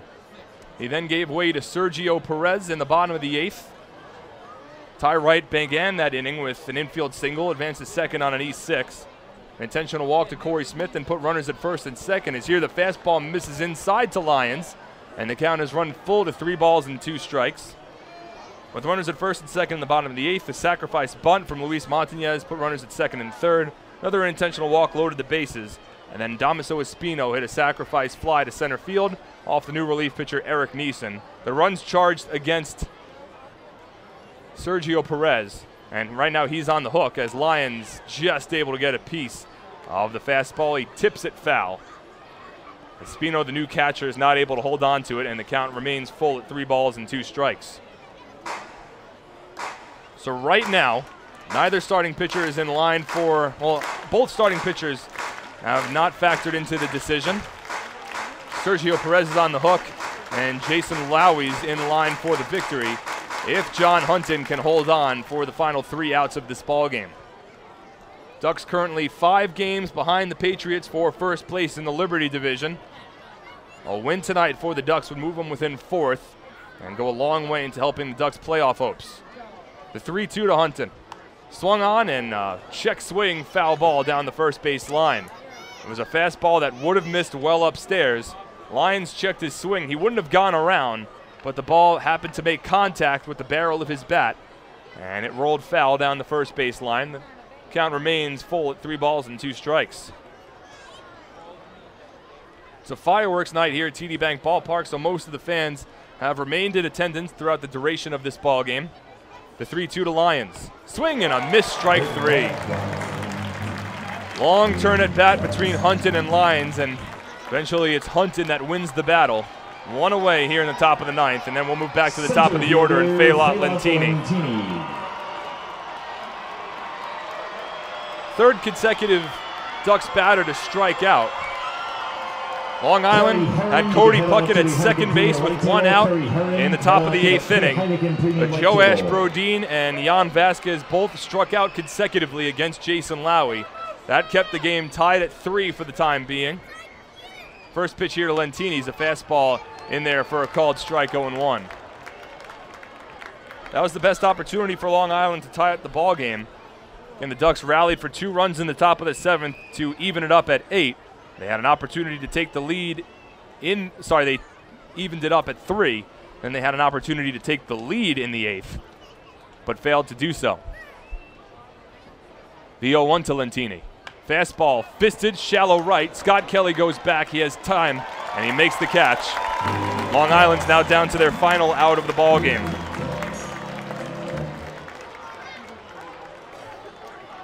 Last chance for the Ducks to continue tonight's ball game rests on the shoulders of Brendan Harris, who has not yet been retired tonight. He's 3 for 3 with a walk. Brendan Harris. Single to left field in the 1st, infield single in the 3rd, single off the left field fence in the 5th, and he walked in the 7th. And he'll try to continue this ball game, give the Ducks one more opportunity to extend this game and have Lou Ford come up to the plate, who awaits on deck. First pitch to Harris is a fastball that misses low, 1-0. Even after the Ducks had tied up the ball game at 3 in the 7th inning on a wild pitch which scored Dan Lyons from third base, Lou Ford and Adam Bailey then both struck out against Mike DeMark stranding 2 runners in scoring position. The Ducks failed to take the lead that inning, as the 1-0 here to Harris is in there for a strike, 1-1. So both in the 7th and the 8th, the Ducks had at least 1 runner in scoring position with 1 out, but failed to bring home the go-ahead run, both times having the last 2 batters of the inning strike out. Now the Ducks trail by 1 run after a sacrifice fly from Damaso Espino in the bottom of the 8th put the Patriots in front 4-3. Wind blowing directly out towards center field now, so opportunity for Harris if he could get the ball in the air. Hunton from the stretch, the 1-1. Fastball line towards short, over Masonetted into left field. Brendan Harris's 4th hit of the ball game. He is 4 for 4 tonight, has been on base 5 times. A reminiscent game to the one that Lou Ford had last night, and the game remains alive for Long Island. The tying run now on first, the go-ahead run at the plate, and certainly the batter you want up in this situation, Lou Ford. Ford is 0 for 4 so far today. He's currently riding a 12-game hit streak, which is now on the line. Ducks trailing by 1 run here in the top of the 9th inning, looking for a comeback against John Hunton, the closer. Harris with a conservative lead off of first, held on by Brian Barden. First pitch to the right-handed hitting Ford, taken all the way, and the fastball is in there for a strike, going 1. Long Island has gone with it, taking the first pitch against Hunton. With each batter so far tonight, and each time Hunton has delivered a first pitch fastball for a called strike. The 0-1 to Ford. Swung on, grounded over to third. Smith charges, fields cleanly to throw to first in time, and that's the ball game. Lou Ford grounds out to third. That ends things here in Somerset as the Ducks fall to the Patriots by a final score of 4-3. We'll take a break, come back, and wrap up the night that was on the Ducks official YouTube channel, youtube.com/DucksBaseball. Hey, this is pitcher Eric Neeson, and you're listening to Ducks Baseball on the Ducks official YouTube channel, youtube.com/DucksBaseball. Hey Ducks fans, your recreation destination this year is The Rinks at Hidden Pond Park. The Rinks features 2 full-size ice rinks, a 97-acre summer day camp, a New York State licensed preschool academy, and a wide variety of birthday party options. Learn to skate, join one of many hockey leagues, swim in an Olympic-sized pool, and enjoy all the fun that The Rinks has to offer. Visit us today at 660 Terry Road in Hauppauge, or check us out online at therinks.com. The Rinks, your recreation destination. All 2,000 of us at PSEG Long Island care deeply about our communities. Our company has a long-standing commitment to giving back, and our people, along with our energy efficiency and renewable energy programs, are helping to improve the businesses and towns we all call home. Learn more about how we're working together to better serve our communities. Visit us at psegLINY.com/community.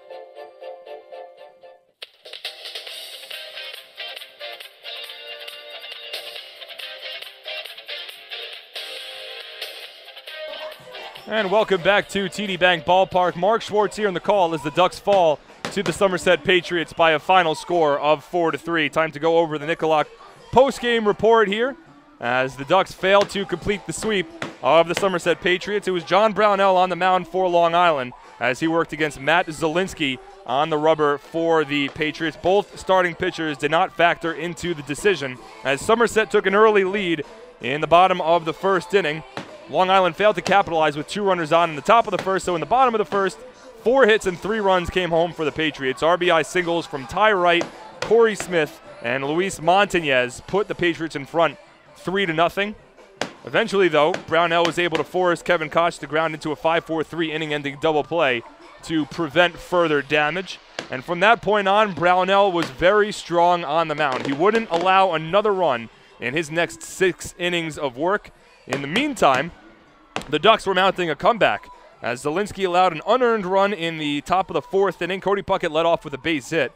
Evan Crawford then flew out to center field, but Luis Montañez dropped the ball, so it was Puckett at third, Crawford at second, And then Puckett scored on an RBI groundout from Joash Brodin. That made it a 3-1 ball game. Fast forward now to the top of the 7th inning. Zielinski's day was done after 6. He worked 6 innings, allowing just 1 earned run on 6 hits, no walks, and 3 strikeouts. He was in line for the win when he left the ball game. In came Mike DeMark, but the Ducks would rally for 2 runs in the top of the 7th inning to tie up the ball game. Joash Brodin led off the inning with a single. He was then brought over to second base on a sacrifice bunt from Jan Vasquez. An RBI double down the right field line from Dan Lyons cut the deficit to 1 run. Phelan Lentini and then Brendan Harris both walked to load the bases. And then with Lou Ford at the plate, a wild pitch scored Lyons from third and tied up the ball game at 3. With runners at second and third, however, and 1 out, both Lou Ford and Adam Bailey would strike out swinging to retire the side. John Brownell came back out for the bottom of the 7th and worked a 1-2-3 inning. So Brownell's final line, he took a no decision, allowing 3 runs all earned on 8 hits, no walks, and 1 strikeout over 7 innings. In the top of the 8th, the Ducks would threaten once again. Cody Puckett led off with a base hit. He was sacrificed over to second base on a bunt from Evan Crawford. But again, it was Joash Brodin and Jan Vasquez this time striking out consecutively to strand Puckett at second and keep the game tied at 3 for the time being. In the bottom of the 8th, with Sergio Perez as the new pitcher, the Patriots would take the lead. Ty Wright led off with an infield single. He advanced to second base on a throwing error from Dan Lyons. And then intentional walk to Corey Smith put runners at first and second. A sacrifice bunt from Luis Montañez advanced the runners to second and third. Brian Barton was then intentionally walked, and the Ducks brought in Eric Neeson to go against Kevin Koch, but the Patriots brought in Damaso Espino in place. With the bases loaded and 1 out, Espino hit a sacrifice fly to center field. That scored Ty Wright from third, gave the Patriots the lead. And then in the 9th inning, John Hunton, despite allowing a 2-out base hit to Brendan Harris, gets his 42nd save of the season as the Patriots defeat the Ducks by a final score of 4-3. We'll take another break here on the postgame show. When we come back, we'll wrap up the night that was and check the out-of-town scoreboard, hand out the Nicolak Player of the Game honors one final time as the Ducks drop to the Somerset Patriots 4-3 on the Ducks official YouTube channel, youtube.com/DucksBaseball. Hey fans, this is infield Sergio Miranda, and you're listening to Ducks Baseball on the Ducks official YouTube channel, youtube.com/DucksBaseball. Beautify your patio, walkway, driveway, or pool surround with Nicolak paving stones and walls. Nicolak's specially formulated paver shield offers extra surface wear protection and color enhancement throughout the thickness of the paver. Paver shield guarantees that your pavers will look great for years to come. Bring home the elegance with Nicolak. Visit the Nicolak Design Center, Sunrise Highway, Lindenhurst, or Nicolak.com. Let Nicolak Pavers, Nicolak Pavers, pave your way. Hey, Ducks fans, the official hotel of the Long Island Ducks is the Upsky Long Island Hotel in Hauppauge. It's centrally located on the north shore of Long Island and offers a home away from home for both business and leisure guests. The Upsky Long Island Hotel features an indoor pool, 24-hour business center, a fitness center, and complimentary Wi-Fi in all guest rooms. Enjoy the contemporary American cuisine at the Fountain Grill restaurant or grab a quick bite to eat at Cafe Pronto. Best of all, it's only minutes from Bethpage Ballpark. The Upsky Long Island Hotel, the official hotel of the Long Island Ducks. Call 231-1100 today. That's 631-231-1100.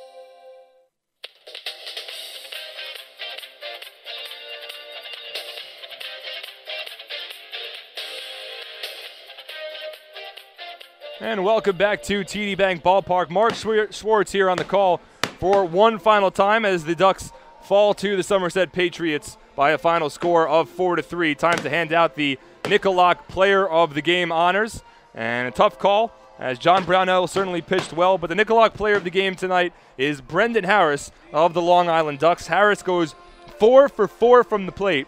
He reaches base 5 times, including a walk in the 7th inning. No runs batted in or no runs scored for Harris, but he does go 4 for 4 from the plate.